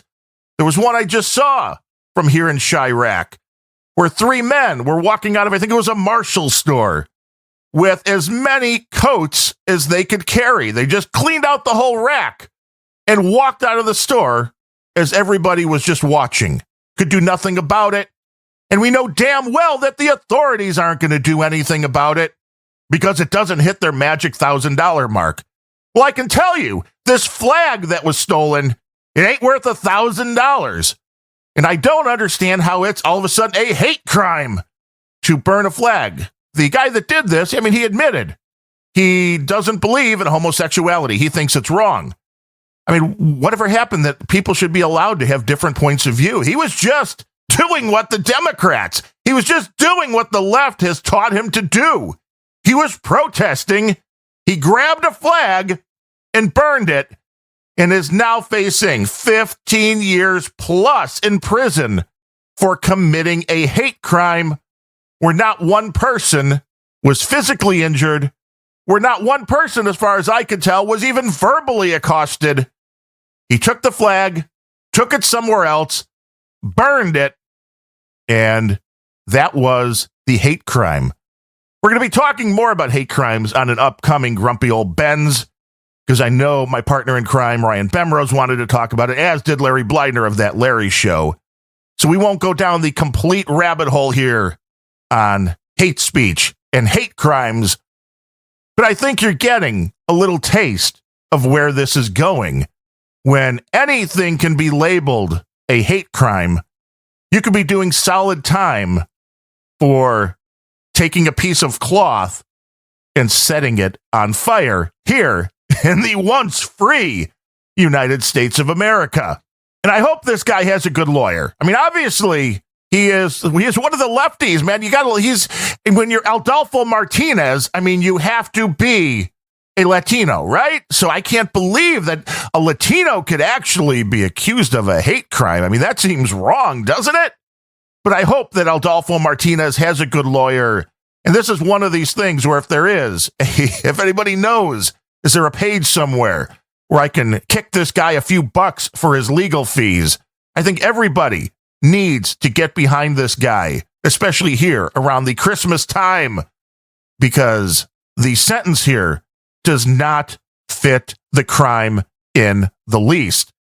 He burned a flag, getting over 15 years. There are people that commit assaults, people that commit rapes, people that commit all sorts of heinous crimes who do less time. But all of a sudden, an LGBTQ, whatever symbols you want to put after that flag, for some reason now immediately puts you in jail. I don't get it. This is not freedom of speech. This is not freedom of expression. Nobody was hurt. Should he be responsible for paying for the flag? Sure. Should he have to do a little bit of community service? Sure. Beyond that, this is not the America that we want. This is certainly not the America that I grew up in. And we wish Adolfo Martinez well, as we wish all of you well, and hope you have a really, really, really joyous Christmas, whether you like celebrating it or not. We hope you have a good time with your family with the holidays coming up. Remember what is important, and you don't have to be religious to remember what is important. I mean, it's great if you are to understand that Christmas began because of JC, Jesus Christ, being born and dying. But if you're not religious, that's great. Focus on the things that are positive in your life. Focus on family. Focus on the people that you want to be around and want to be around you. And if you have those family members that are going to try to trigger you over the holidays, well, either kill them with kindness or make sure you can put them in the ground with your debating skills. Either way, I wish you well. We'll be back next week for another fun episode of Random Thoughts. If you like what you're hearing here, do me a favor, go over to randomthoughts.com, R-A-N-D-U-M-B thoughts.com, and subscribe to the show. You can do it via the Apple app, the Android app. You can even get the show emailed to you so you'd never miss a single episode. We do work on the value for value model, so if you feel like you've gotten anything out of these episodes, go to that same website, click the donate button, and anything to help us keep the lights on, the microphones humming, and everything sounding as good as possible is always appreciated. You can reach out to me via email at randomthoughtspodcast, R-A-N-D-U-M-B, thoughtspodcast @gmail.com, and on Twitter at randompodcast, R-A-N-D-U-M-B podcast, and my personal Twitter, Darren O'Neill, D-A-R-R-E-N-O-N-E-I-L-L. So until next time, Merry Christmas. I am Darren O'Neill. Thanks for listening.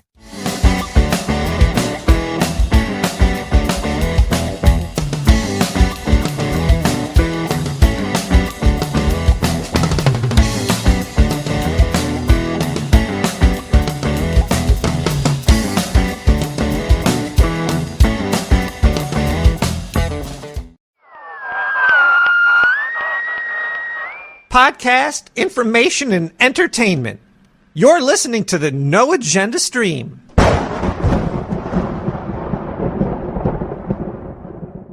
You know there ain't another girl like her in the city.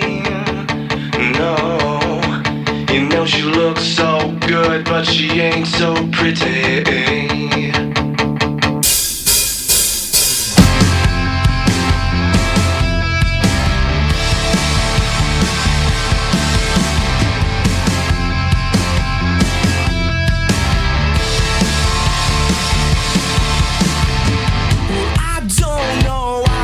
Feel this way, but I'm the ride she's driving insane. And don't you know you oughta pump the brakes? I can't tell you why don't you let it go. I'm the line and if finally I'ma let you know you're somewhere in between my legs. Hey, you know there ain't another girl like her in the city.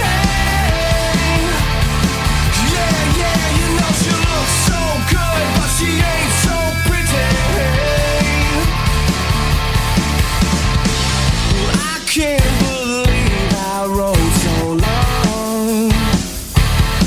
With this whole time you riding me wrong.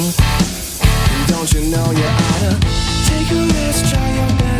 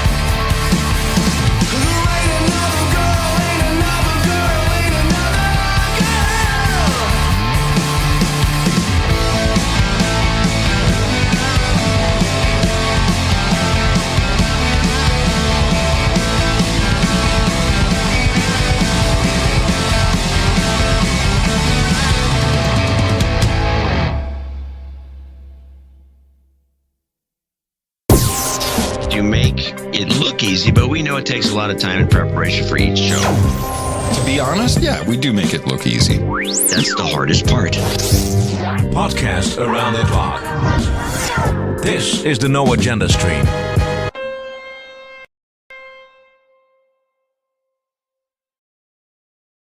I will take the girl, protect her, and bring her back unharmed.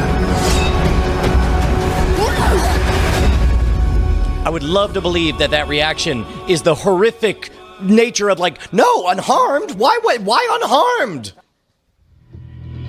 Smooth.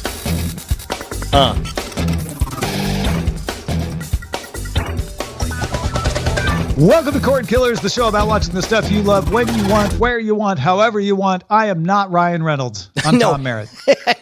and I'm not Christopher Reeve. I'm Brian Brushwood. But the important thing is that I was told there would be a squeal after unharmed, and that was more of an annoyed grunt. That was like a yeah. I mean, it was right at. Oh my goodness. Yeah, it's fine. It's fine.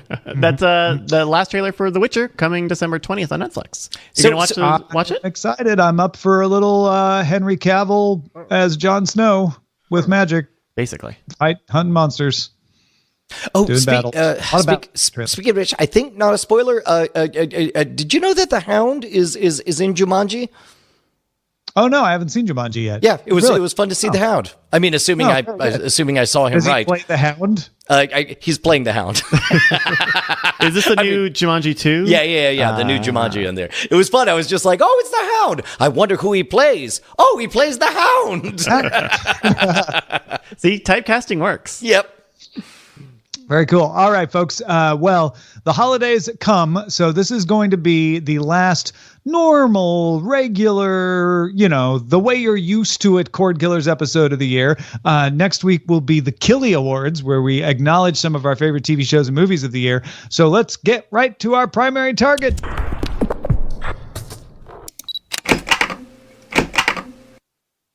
Brian, Netflix is testing something really close to what I've wanted for a long time. Let me explain it to you. It's a Watch Now feature that they're testing just on the TV apps. So the ones on the Roku, Apple TV, etc. Not everybody's getting this, but if you get it, the Watch Now button shows up in the profile section next to your profiles. Or if you don't have profiles, it'll show up in the sidebar. When you press the Watch Now button, Netflix just plays the next episode of whatever you've been watching. If you really haven't been watching anything, it'll play something in your list. If you haven't been watching anything and you don't have anything in your list, it'll just take something it thinks you like based on its algorithms and play it. The video player then, once it's playing that thing, will give you a new option called Play Something Else in case you don't like what Netflix decided to play for you. Again, a small percentage of Netflix users getting this for the next 1 to 2 months. It's not guaranteed to stick.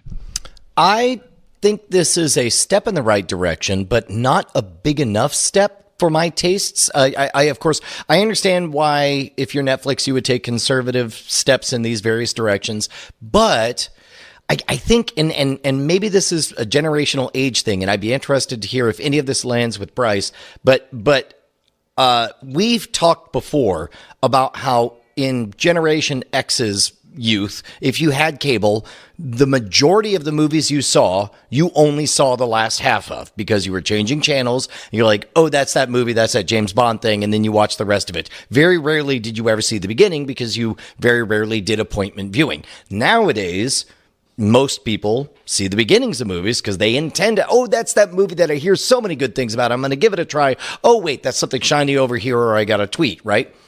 To me, the perfect version of this, and this is me taking something that's already good and already trying to improve on it, but the perfect version of this would be basically some kind of mini game. Just show me a dice. I'm going to press a button. It's just going to start showing me something. And then there's going to be a countdown timer. And at 1 minute, I could do nothing, at which point it'll keep on playing. I could press a button that says, no, screw this, go to something else. Mm-hmm. Or I could play the, all right, you got me button. So basically, there's 3 actions I could take. One is press a button, says this is garbage, stop showing me this.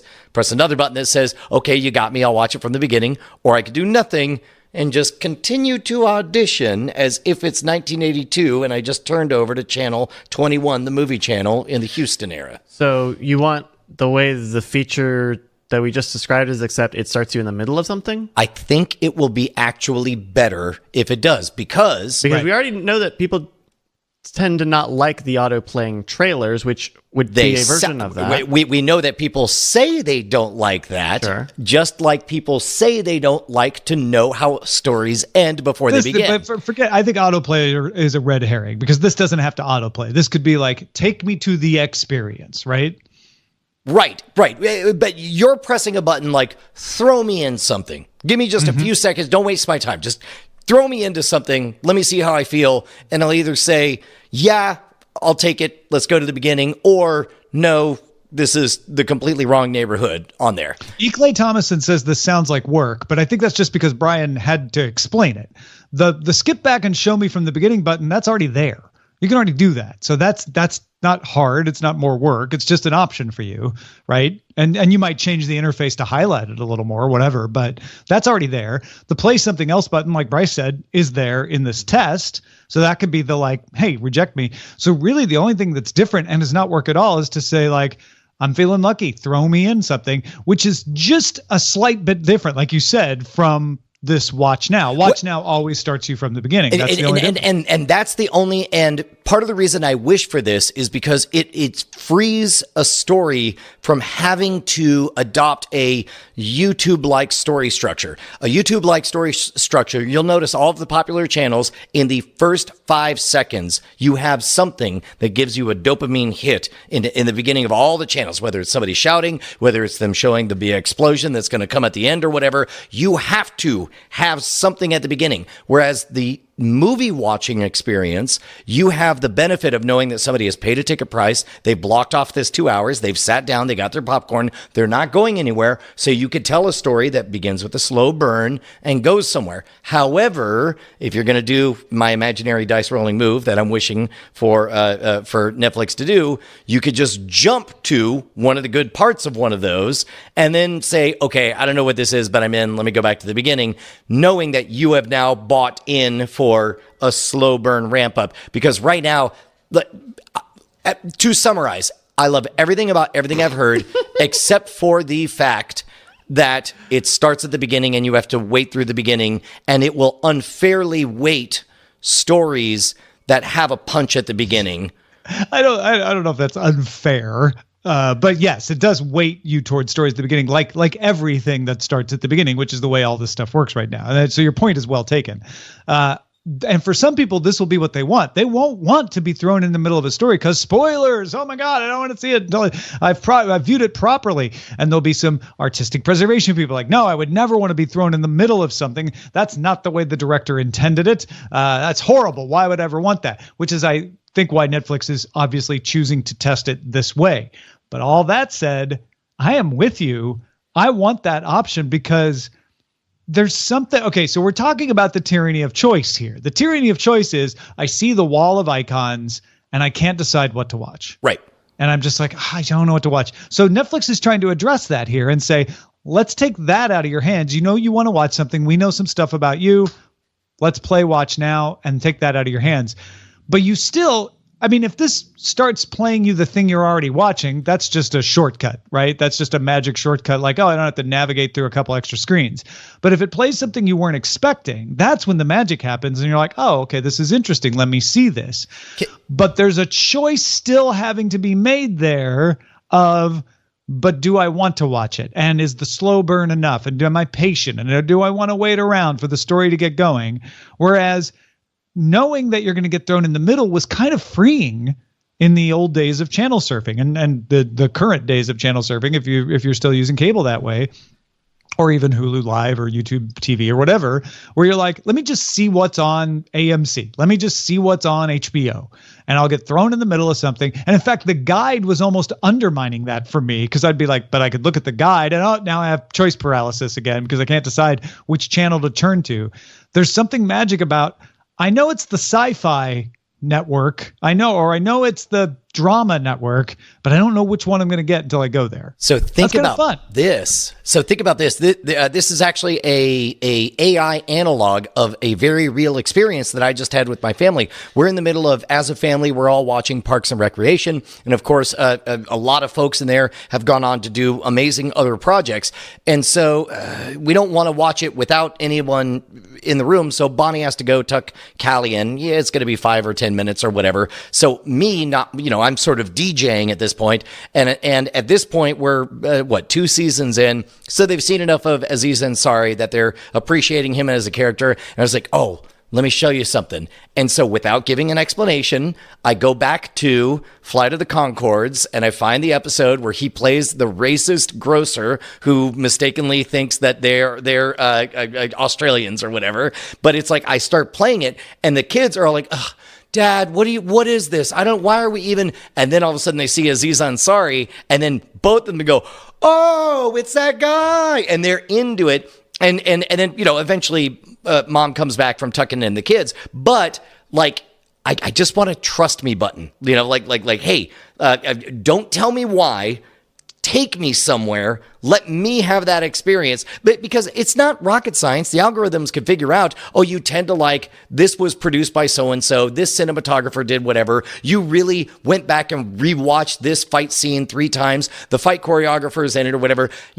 Just a trust me button would be so much fun. And then from there, it could be all like, well, thank you, that's over. Or, all right, give me the whole movie. See, the watch now button is trust me. It just starts at the beginning. So you're just saying I want one that throws me in, like has a constant stream going on that we can all join whenever. Yeah, well, and plus also, keep in mind, Aziz Ansari doesn't show up until 7 minutes into that Flight of the Conchord episodes. So if the algorithm had done it, the kids would never have made it to the part where it's like, oh, if you just stuck around long enough, you would have had that awesome surprise of seeing one of Aziz Ansari's earliest roles. But because I took them straight to it, they got an aha moment. But I'll say for me, from my viewing habits, because I don't watch as much Netflix as I used to, for me, it's starting something.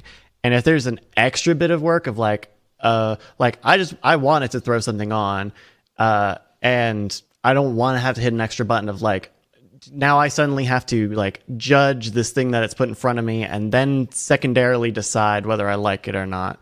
But to take it back to sort of step one, the thing that I worry a little bit about is Netflix has been, in terms of their recommendation stuff, weighing their originals way more than some of their library content, which I understand because they're making a lot of originals. But also, I think that tends to mean it's not giving me the best stuff for me versus the most popular Netflix original content. Netflix denies that that's the case. They say the algorithm just picks things based on what you like to watch. Okay, and I do watch a lot of Netflix. I'm not saying that they're right or wrong. I'm just saying I know. Netflix says they're not favoring their originals, and it's all. This is one of those things where perception may color your. I bet I'm getting these originals because they're spiking the system when they're not. Maybe, like you said, there's just a lot of originals, or maybe the algorithm's just not very good. And it also could be that. So I think more worrisome than hitting this button and never finding something I like because it's not showing me anything fun immediately. I worried that it's just not going to give me good picks, and that's something that you would have to actually try it out. And I think that's why you have to wait. That's why I want to put my addendum on it, is because you have to wait so long to find out whether or not it's a good pick. Whereas I'll watch something bad. I watch plenty of bad stuff. Well, I just need to get started on it. Let me to tweak it. What if there was only one button, which is just a pair of dice, right? You press it, and instead of beginning at the beginning, it begins at whatever it thinks will be the part that'll capture imagination. If you like it, you know how a drag bar works. You drag it back to the beginning and you go back and watch from the beginning. If you don't if you want to keep watching where it is, well, this is where you are. You can keep on watching. And if you hate it, then you just press that wonderful dice button again, and off you go to the next random thing. Well, Bryce? No, because I don't want to be the judge. If I'm saying here, take the wheel. Okay. So here's what I think is happening. Brian is describing a new feature that Netflix could test. Yeah. For his use case. but then Watch Now that they're doing now is already for a different use case. And Bryce, I think you're saying I'd rather have the Watch Now. Yeah, right. Of the two, anyway. Yeah. Because I'll watch bad stuff. I watched The Island I think I watched 3 of those episodes of that very bad Lost ripoff. But I watched them. I chose to keep watching them. And so I just need to get started. And I also wouldn't be surprised if, what they're trying to get out of this data test is getting people to keep watching something, even if it's not very good. And they want to get them past the screen paralysis where they look at the screen and go, oh my gosh, I don't know what to do. I'm just not going to watch anything. Right. And I think Watch Now has a good chance of getting you past that. And for most people, it's just going to pick up one of the things they were watching before and they're not distracted. And that's great. I am fascinated with Brian's idea of give me something I can join in the middle. And I wonder if that's because we're old and used to that from our youth. So those of you who are younger than 30, please write in cordkillers@gmail.com. Now, Brian, unless you agree with us, in which case also go ahead and write in no matter what age you are. No, if you're old and you agree with us, that doesn't do us any good. We already know. It really does us a lot of good. Like just being told that we're right and that you happen to be over 30 does fine. Totally fine. Now, sure, we won't read that one on the show, but it'll make Brian and I feel better. That's definitely true. So one last thought. You watch mostly on desktop, right, Brian, for Netflix? Oh, yes. Or TV, I guess. Even TV, because TV, this... Yeah, correct. The mobile version of Netflix has stories. They're like stories thing, which is mostly just random of a bunch of stuff that they've made mobile trailers for. And I feel like that's very similar to what you're describing, is if you just hit that thing... But that's a trailer, not a scene. But I think those are effectively the same thing. Oh, that does sort of tie back into what we were talking about last week, because I sat down and watched 10 trailers. Took me over half an hour. Kind of felt like I was like, well, I just watched the 30 minutes of What's on America's Mind show.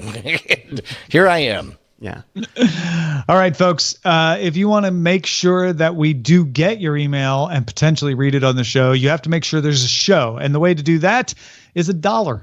That's all. Just $1 per episode. Patreon.com/cordkillers. It's painless. It's fun. It's easy. You get some perks. What's not to love? I mean, among those perks, and look, that After Talk segment is getting pretty good. I just realized I probably shouldn't sell it too hard because it's not going to be a very long After Talk since we're immediately going to pre-record next week's Killies. But there's a whole archive of great After Talk episodes, Brian. That they can only get on Patreon. Good save. Good save. Don't stop there. Go get the old After Talks. If you become a patron, you get the old stuff as well as the new stuff. Early access to Spoilerland time. Throw us a buck, please. Patreon.com/cordkillers. Let's talk about how to watch.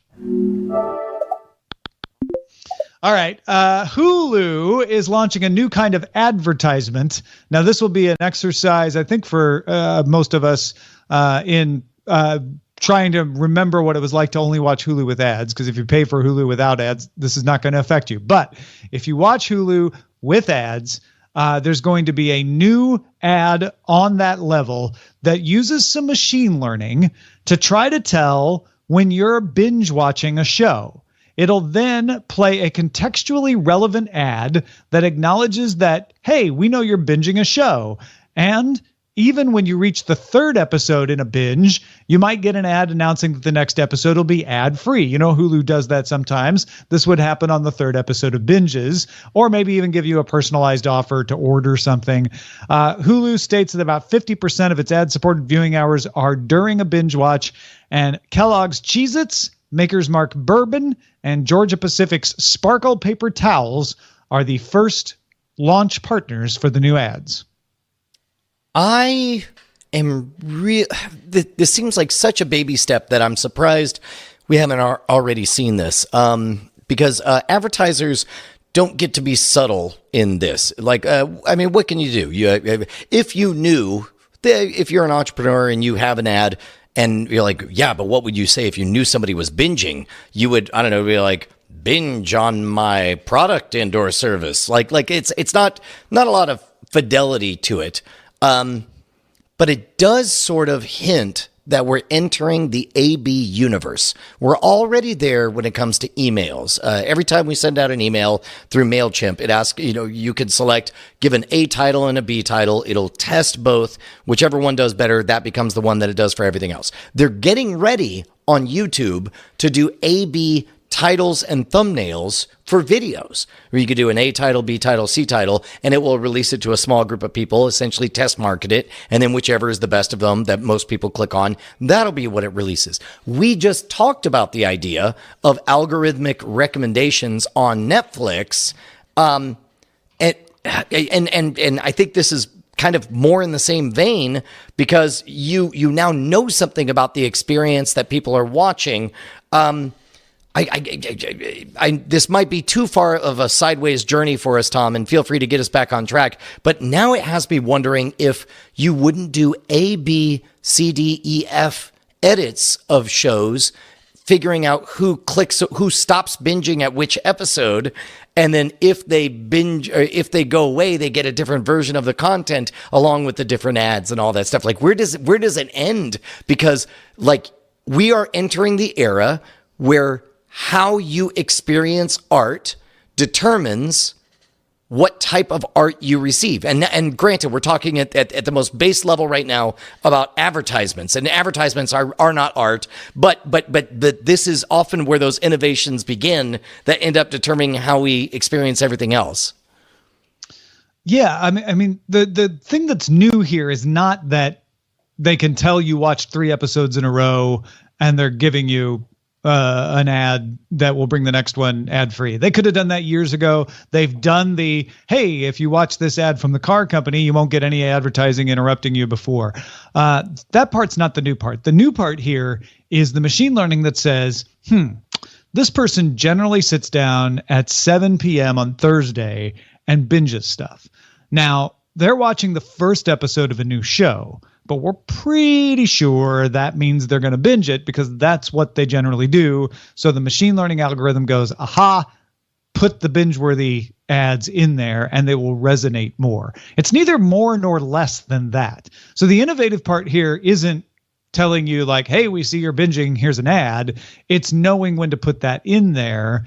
And then, I guess Hulu getting to charge a little more for that. Oh, That's interesting because you seems like you're more dialed in on the tech aspect, whereas I'm more dialed in on the storytelling aspect, because they are selecting what to say. They're going to say something different to somebody if they know they're binging, and I'm really fascinated. Let me short circuit you there, because of course they are. That's advertising. Advertising is, I'm going to say what I think is appropriate to the situation that'll get you to like my ad.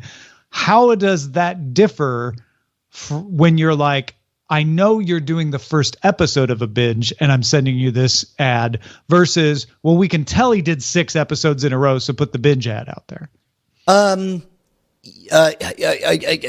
Well, because you get to plant seeds. If you know algorithmically that somebody is about to begin a 6-hour journey, then you can say something bizarre. And again, I'm more obsessed with the storytelling side of things, but you could say something like, hey man, you're about to watch Game of Thrones, are you?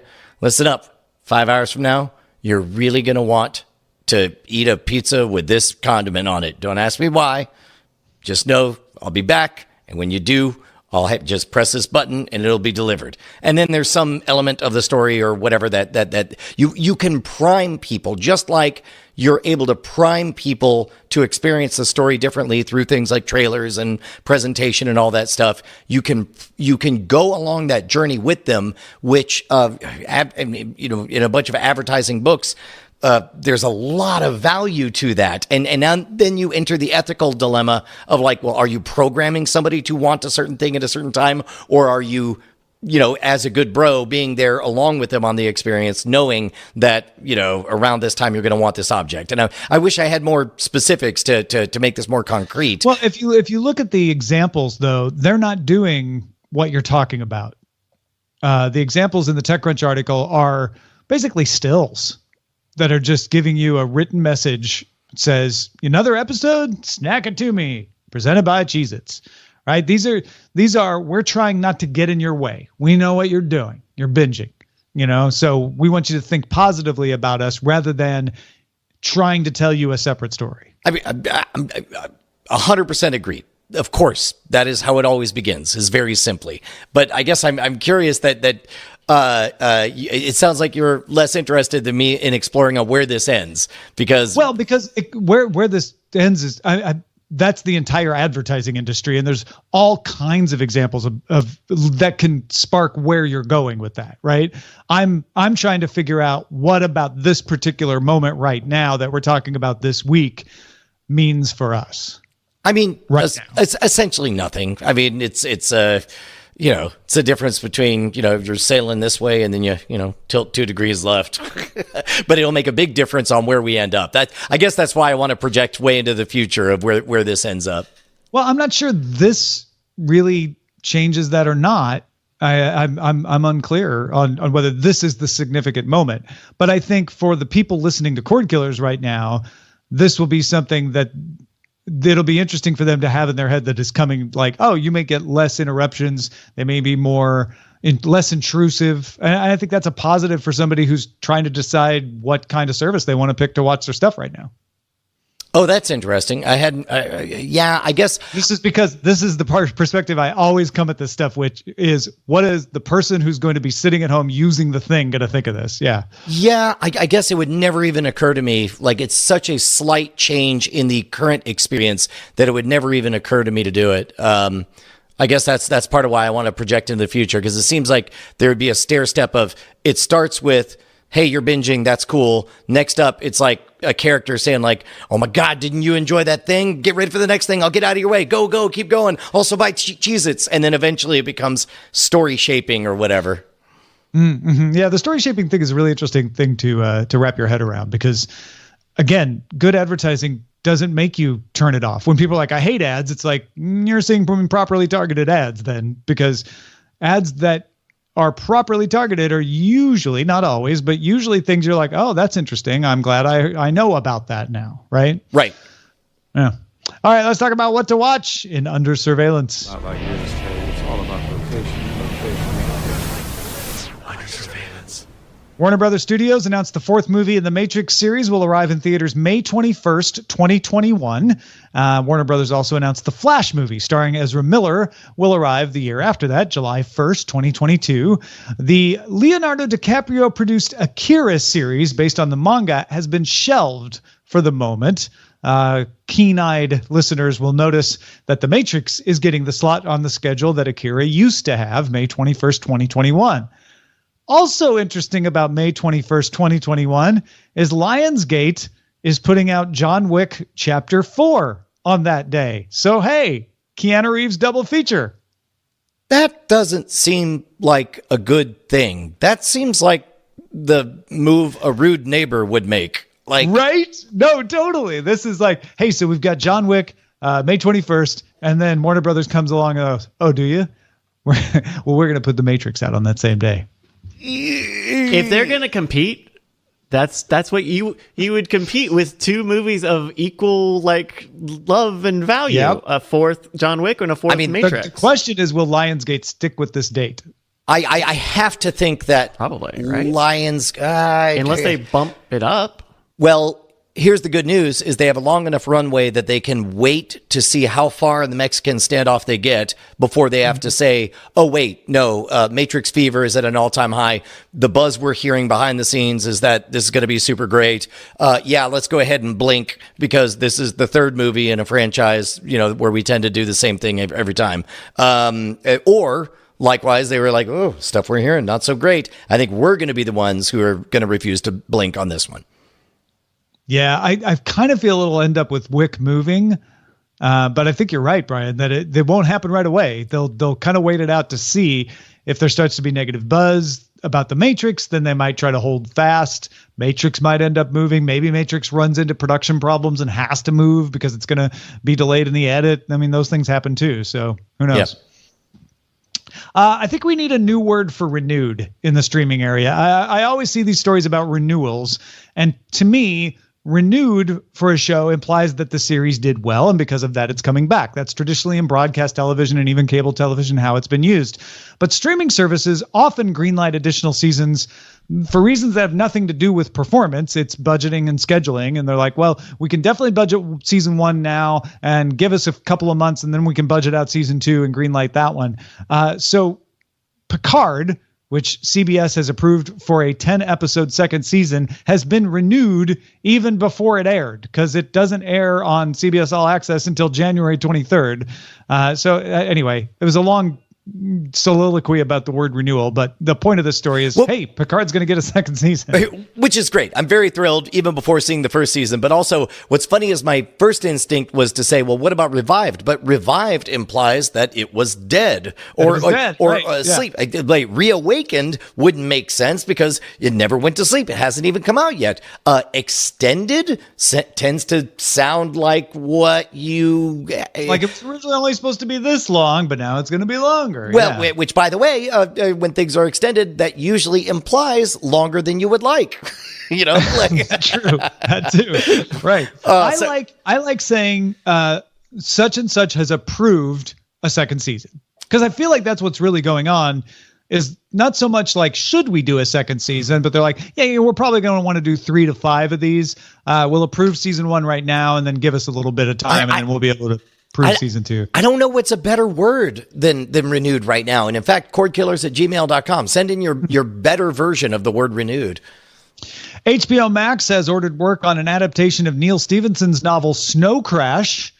Scott Pilgrim's Michael Bacall will write and co-run the show with the L Word's Angela Robinson, and Joe Cornish will direct. So, getting more sci-fi novels being turned into television shows at the various streaming services. At least that's one interesting aspect of having all these choices. This is one of those that's precious enough to me that I'm very cautious about my enthusiasm, because I've reread it like 3 or 4 times now, and it's amazing because the first time you read it, if you've not read Snow Crash, in the vein of Blade Runner, it's very much a sci-fi dystopia. But then you read it again, you're like, nope, this is a framework, an accurate prediction of what life online will be like 20 or 30 years in the future. Then you read it again, you're like, oh, wait, despite the fact that they're trying to make this look horrible, they're kind of describing an anarcho-libertarian paradise with some ugly side effects or whatever. Like, it's a great, great book, and it really holds up. If you've not read it, read it now before, and, understand it was written in the early 90s, so, some things they get right, sometimes some things they don't, but I'm very excited. Every at-bat could be a home run. For everything that's a terrible adaptation of a thing you love, every so often you get a Game of Thrones. And who gets to operate the metaverse in licensing with HBO Max? That's what I want to know.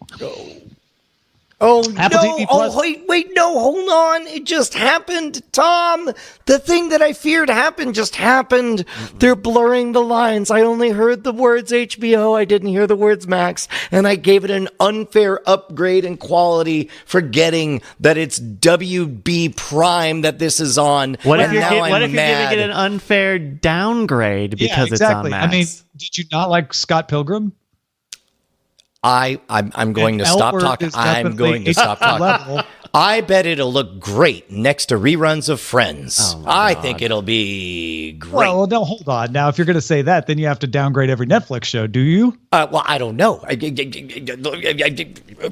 right. Apple TV's Plus anthology series about immigrant stories, Little America, will arrive January 17th with all episodes showing up at once. The series is written by Kumail Nanjiani and Emily V. Gordon, who also did The Big Sick and has been approved for a second season. Man, wow, what an amazing powerhouse couple those two have become. I'm so excited to watch them continue to crush everything.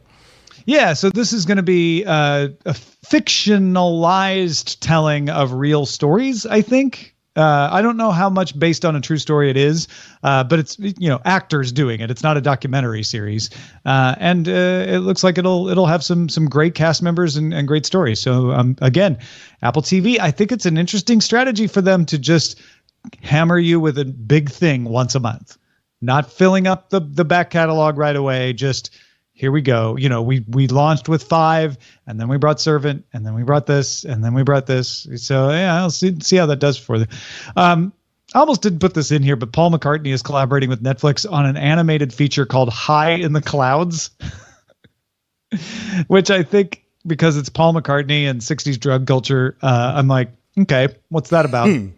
Well, it turns out it's based on a children's novel he wrote with Jeff Dunbar and Philip Ardagh. It's about a teenage squirrel and a gang of teenage rebels fighting an owl who steals the voice of anyone who upstages her. And then they get weak and high in the clouds, man. Anyway, that's coming to Netflix. Keep your eyes out for it. What have you had your eyes on, Brian? I went and watched the Jumanji 2. I saw the second Jumanji movie, the movie that I said was going to be no good because it was a bunch of characters you'd already seen doing a bunch of things you'd already seen. Guess what? I was 100% right, but also it was a lot of fun. So I think my favorite review that I read said it's DLC, just like a video game. Sometimes you love a video game so much that you're willing to pay for a little bit of DLC, and it's kind of a weird side questy kind of thing, but at least you're playing more of the game with the new story. That's exactly what you get. Plus, you get to watch 4 different characters take turns pretending to be Danny DeVito. So it's pretty great in that regard. Well, Jumanji, the last Jumanji, the return to the Jumanji universe shouldn't have worked either. Oh, but it was I remember great. Seeing, when I saw that, I was like, oh my gosh, this is unexpectedly joyous and fun. So it sounds like they've pulled it off again against all odds. Yeah, because spoiler alert, a bunch of the avatars, they figure out a device where different players are doing different avatars or whatever. Turns out some of those actors are better and more flexible than others. The MVP is definitely Jack Black. Jack Black is able to flip a switch and be different people. It's pretty great. Well, The Expanse season 4 arrived on Amazon a little early late last week, and I am only in regret that I haven't finished the entire season. I'm up through episode 8. I'm almost there. It's wonderful. It's just a fantastic return. Everything you'd hope for? Yes, absolutely. This is one of my lesser favorite of the novels. I like all of them, so it pains me to even like put that out there. But a lot of this takes place with the crew of the Rocinante on a planet versus out in space, and I love it when that crew is flying, even when they're not together. I love it when they're flying. So I think the story is fun and interesting, but it's not my favorite one of their adventures. Let's put it that way. And yet, this TV show is making me appreciate it in ways that I had forgotten about that story. The performances are great. The effects are great. The writing's stellar. And I am so happy to be flying with Holden and Nagata and Kamal and Amos and the Rocinante again. I can't tell you how I wish I could just quit everything else that I was doing and just binge this from front to back, but I've done my darndest to try to do that. Nice. What should we be on the lookout for, Bryce? Hey, we got a letter from Rob. Rob writes, "Hey, Cord Cutlery crew. I know this has been mentioned in passing on your show, but I have to recommend checking out at least the first episode of The Imagineering Story on Disney+. It's amazing what they've accomplished, but what I found remarkable was that they have footage of Disneyland being constructed in 1954 and 55 that looks like it could have been filmed yesterday. Thanks for the great show, Rob, aka Blame Rob." Thank you, Rob. Yeah, I watched the trailer for this, and it truly does seem like they are showing a lot of stuff most people would not be allowed to record, be allowed to see, be allowed to talk about at all. And if you don't know the Imagineers, those are the engineers who make all of the high-tech stuff at the Disney parks, the animatronics, all the rides and stuff. This looks pretty cool. Have either of you guys seen this on Disney? Because I know you both have Disney+. No, I haven't watched it. As a matter of fact, I did see this email, and I think we both put it in the doc. I put it in the email section, not realizing you had it in there. Yeah. And I put it in there specifically because I wanted to give a shout out. If you enjoy this kind of stuff, the Defunct Land channel on YouTube, youtube.com/defunctland is amazing. He's able to unearth some of the most old, amazing, bizarre stuff and tell all the stories of rides that have come and gone on various theme parks. I love all of this stuff, so I'll definitely be giving this a watch. Cool. There are 6 parts of this docuseries streaming now on Disney+. If you got something we should be on the lookout for, email us, folks, cordkillers@gmail.com. Brian, I take it from the fact that you're talking to me right now that Doghouse is still letting you use their computers. For the moment. If you missed the story, of course, Doghouse System provide us with a whole ton of horsepower, a bunch of high-powered systems that we use for editing, that we use for streaming. They are the lifeblood that is keeping this studio alive, and you can support us by going to doghousesystems.com/v/Rogue, ROGUE. Use promo code Rogue. You'll get an SSD drive. But I also wanted to give a quick shout out. If you're getting ready to buy some holiday stuff right now, if you go to scamstuff.com, that's gear for the modern Rogue. We are going to do something we've never done before. We're going to full on shut down the store for the week before Christmas. Basically, the distraction of everybody coming in last minute makes it harder for all of us to make sure that we're getting everybody everything that they ordered right on time, because we understand that this is all a very time sensitive thing. So if you're listening to this right now, sometime on December 18th, 2019, we're going to shut down the store, and we're not going to open again until we get to Christmas. And so please jump ahead, get in there as soon as you can. And everything must go. I mean, well, sure. I mean, come on, everything must go. Fire sale. We have extended the holiday pricing, but I heard an article that like most retailers, I think it's because Cyber Monday and it actually took place in December this year. I think that there's not been a big spike as in previous years. So I think just in general, everybody's like, screw it, keep the prices low. So I guess that's the trend right now. I was on Amazon last night, and they were like, still got holiday prices. And it's like, oh. And to be honest, that's also kind of feeds into our decision of why we're shutting down the store. Is like, let's just pick one day, cut it off, and then just we're done. Because the last thing I want to do is raise prices right before Christmas. No, do it, gouge them. It's the American way, Brian. All right, let's move on to the front lines. Front lines.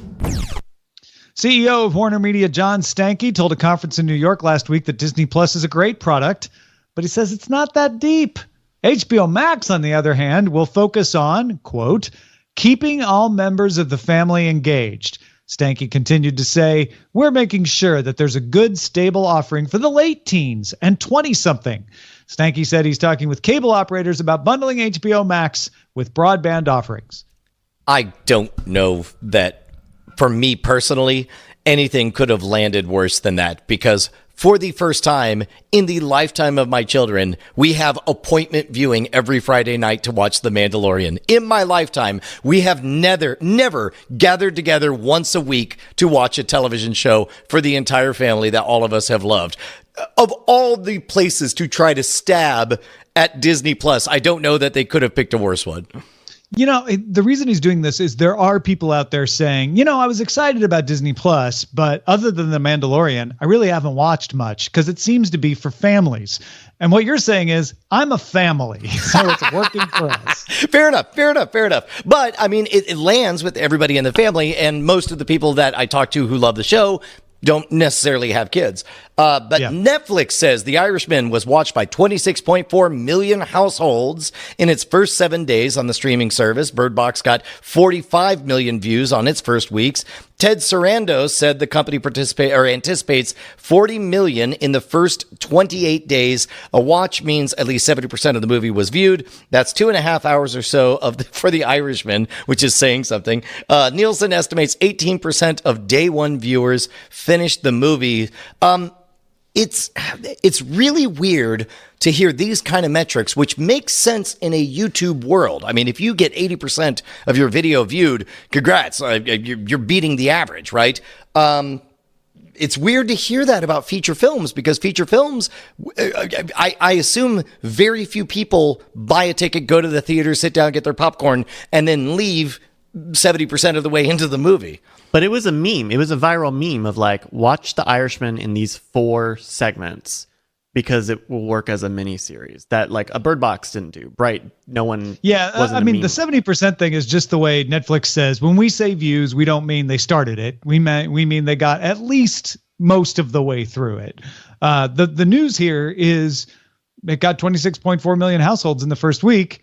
And then the secondary news to me is that's half Bird Box. So I don't know what that means, to be honest. Marvel merged its Marvel TV unit into Marvel Studio last week. Marvel TV didn't do all the TV shows. They did some of the TV shows, most famously Agents of S.H.I.E.L.D.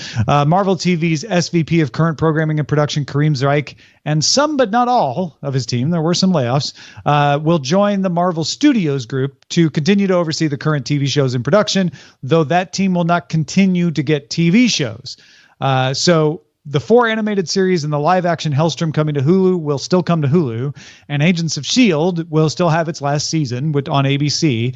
But those Disney Plus shows, WandaVision, Falcon and Winter Soldier, etc., those were never under Marvel TV. They were under Kevin Feige. So, I mean, it's safe to say that Marvel/Disney continues to try to consolidate everything they can into a single vertical, right? Yeah, Feige getting named Chief Creative Officer last summer was the writing on the wall for this. It is all coming under his lovingly gauntleted fist. His bejeweled fist. Yes. Multiple Wall Street brokerages have cut ratings for Netflix stocks. Needham and Company justified the rating change based on a prediction that Netflix would lose 4 million subscribers next year due to competition with other streaming services. I wonder which ones they mean. Netflix's decision to not take advertising while charging $9 to $16 a month played a part in the evaluation as well. Man, it's so weird because, like, on the one hand, I understand if you're an investor, all of that stuff matters and you're not maximizing profits and all that stuff. But for me, I tend to look at things through running a sustainable long-term business point of view. And what Netflix is doing is right. And investors be damned. Like, wait a minute. Hold on, Brian. Accidentally, Netflix filed with the SEC Monday, and it just happens to have its subscriber numbers broken down by region.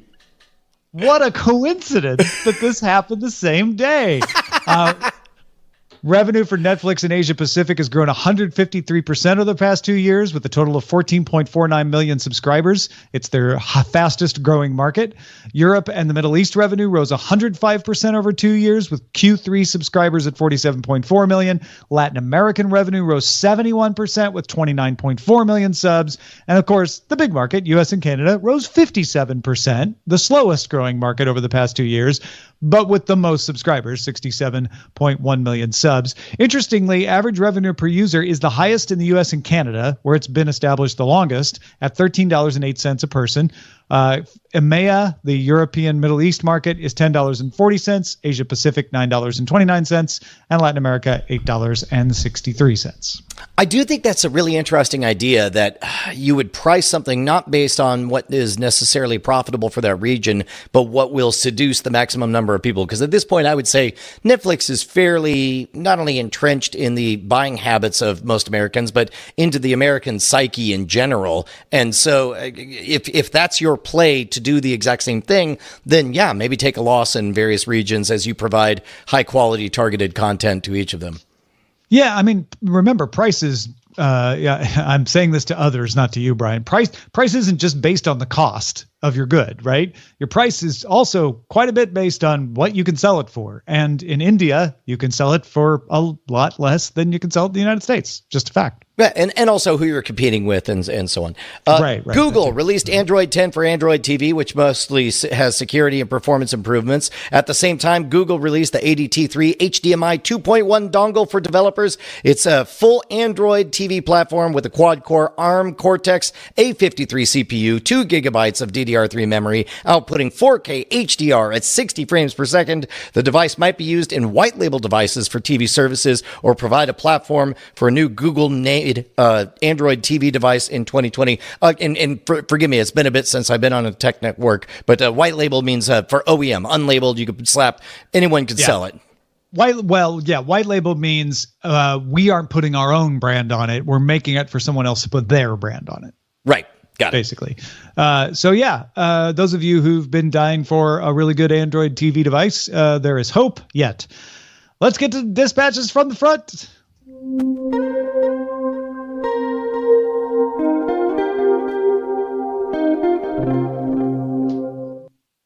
Bill near Athens, Georgia wrote, it seems that Netflix and especially Amazon prepared to counter the attention that Disney Plus was going to get. Shortly before Disney Plus launched on November 12th, Amazon came out with the second season of Jack Ryan on October 31st.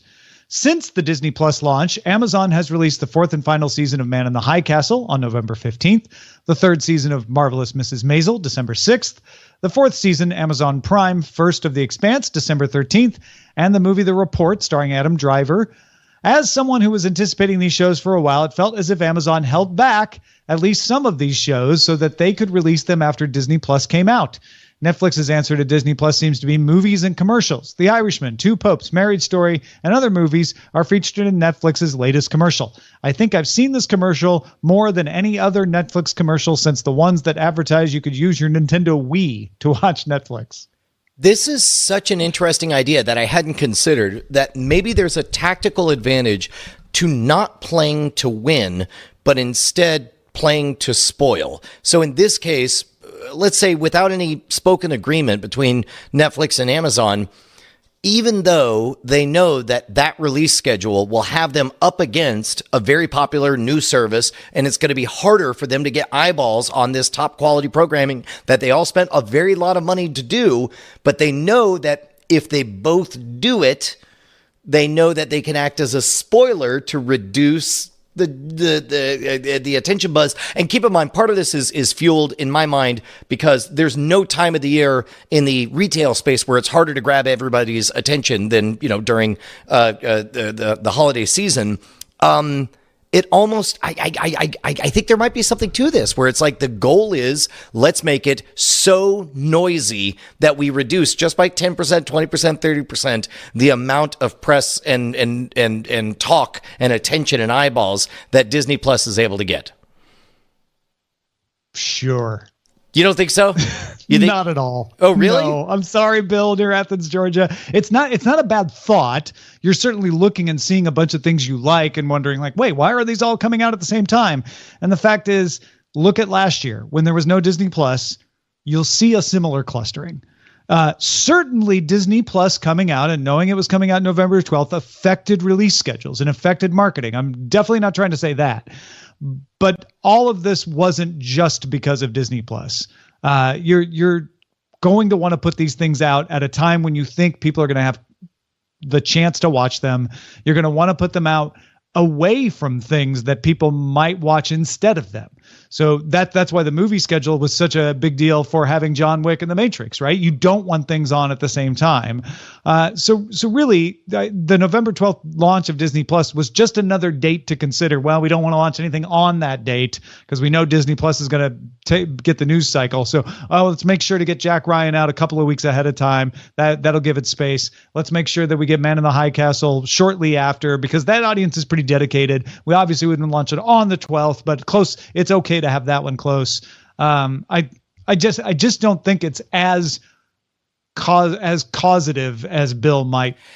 Yeah, and I do feel like what looks like a master plan often boils down to somebody casually saying, hey, we got to pick the 12th or the 24th. Here's the trade-offs. We're probably going to get more numbers on that night if we do X, but we'll add to our ongoing campaign to distract. If you're willing to take fewer numbers on release, it will help us to continue to fight on the broader front. Which do you want to do? So I'm with you, Tom, that I don't think there's a master plan, but I don't know that I'm willing to say that this thought wasn't considered going into it.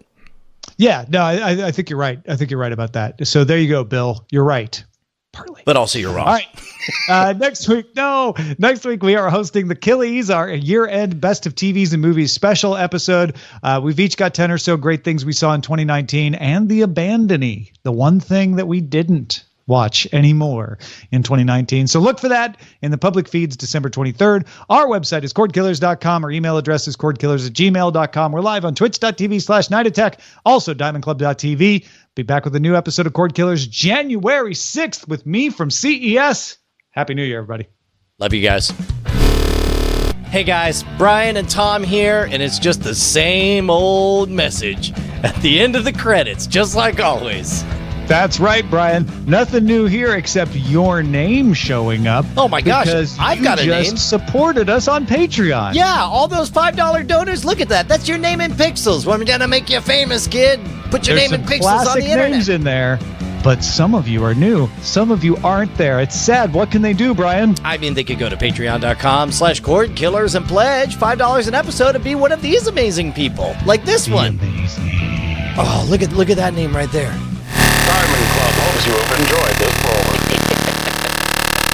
Hey everybody, this is your favorite neighborhood alien, Zindu. You're listening to the No Agenda Stream, the best stream on planet Earth. Ha ha ha ha.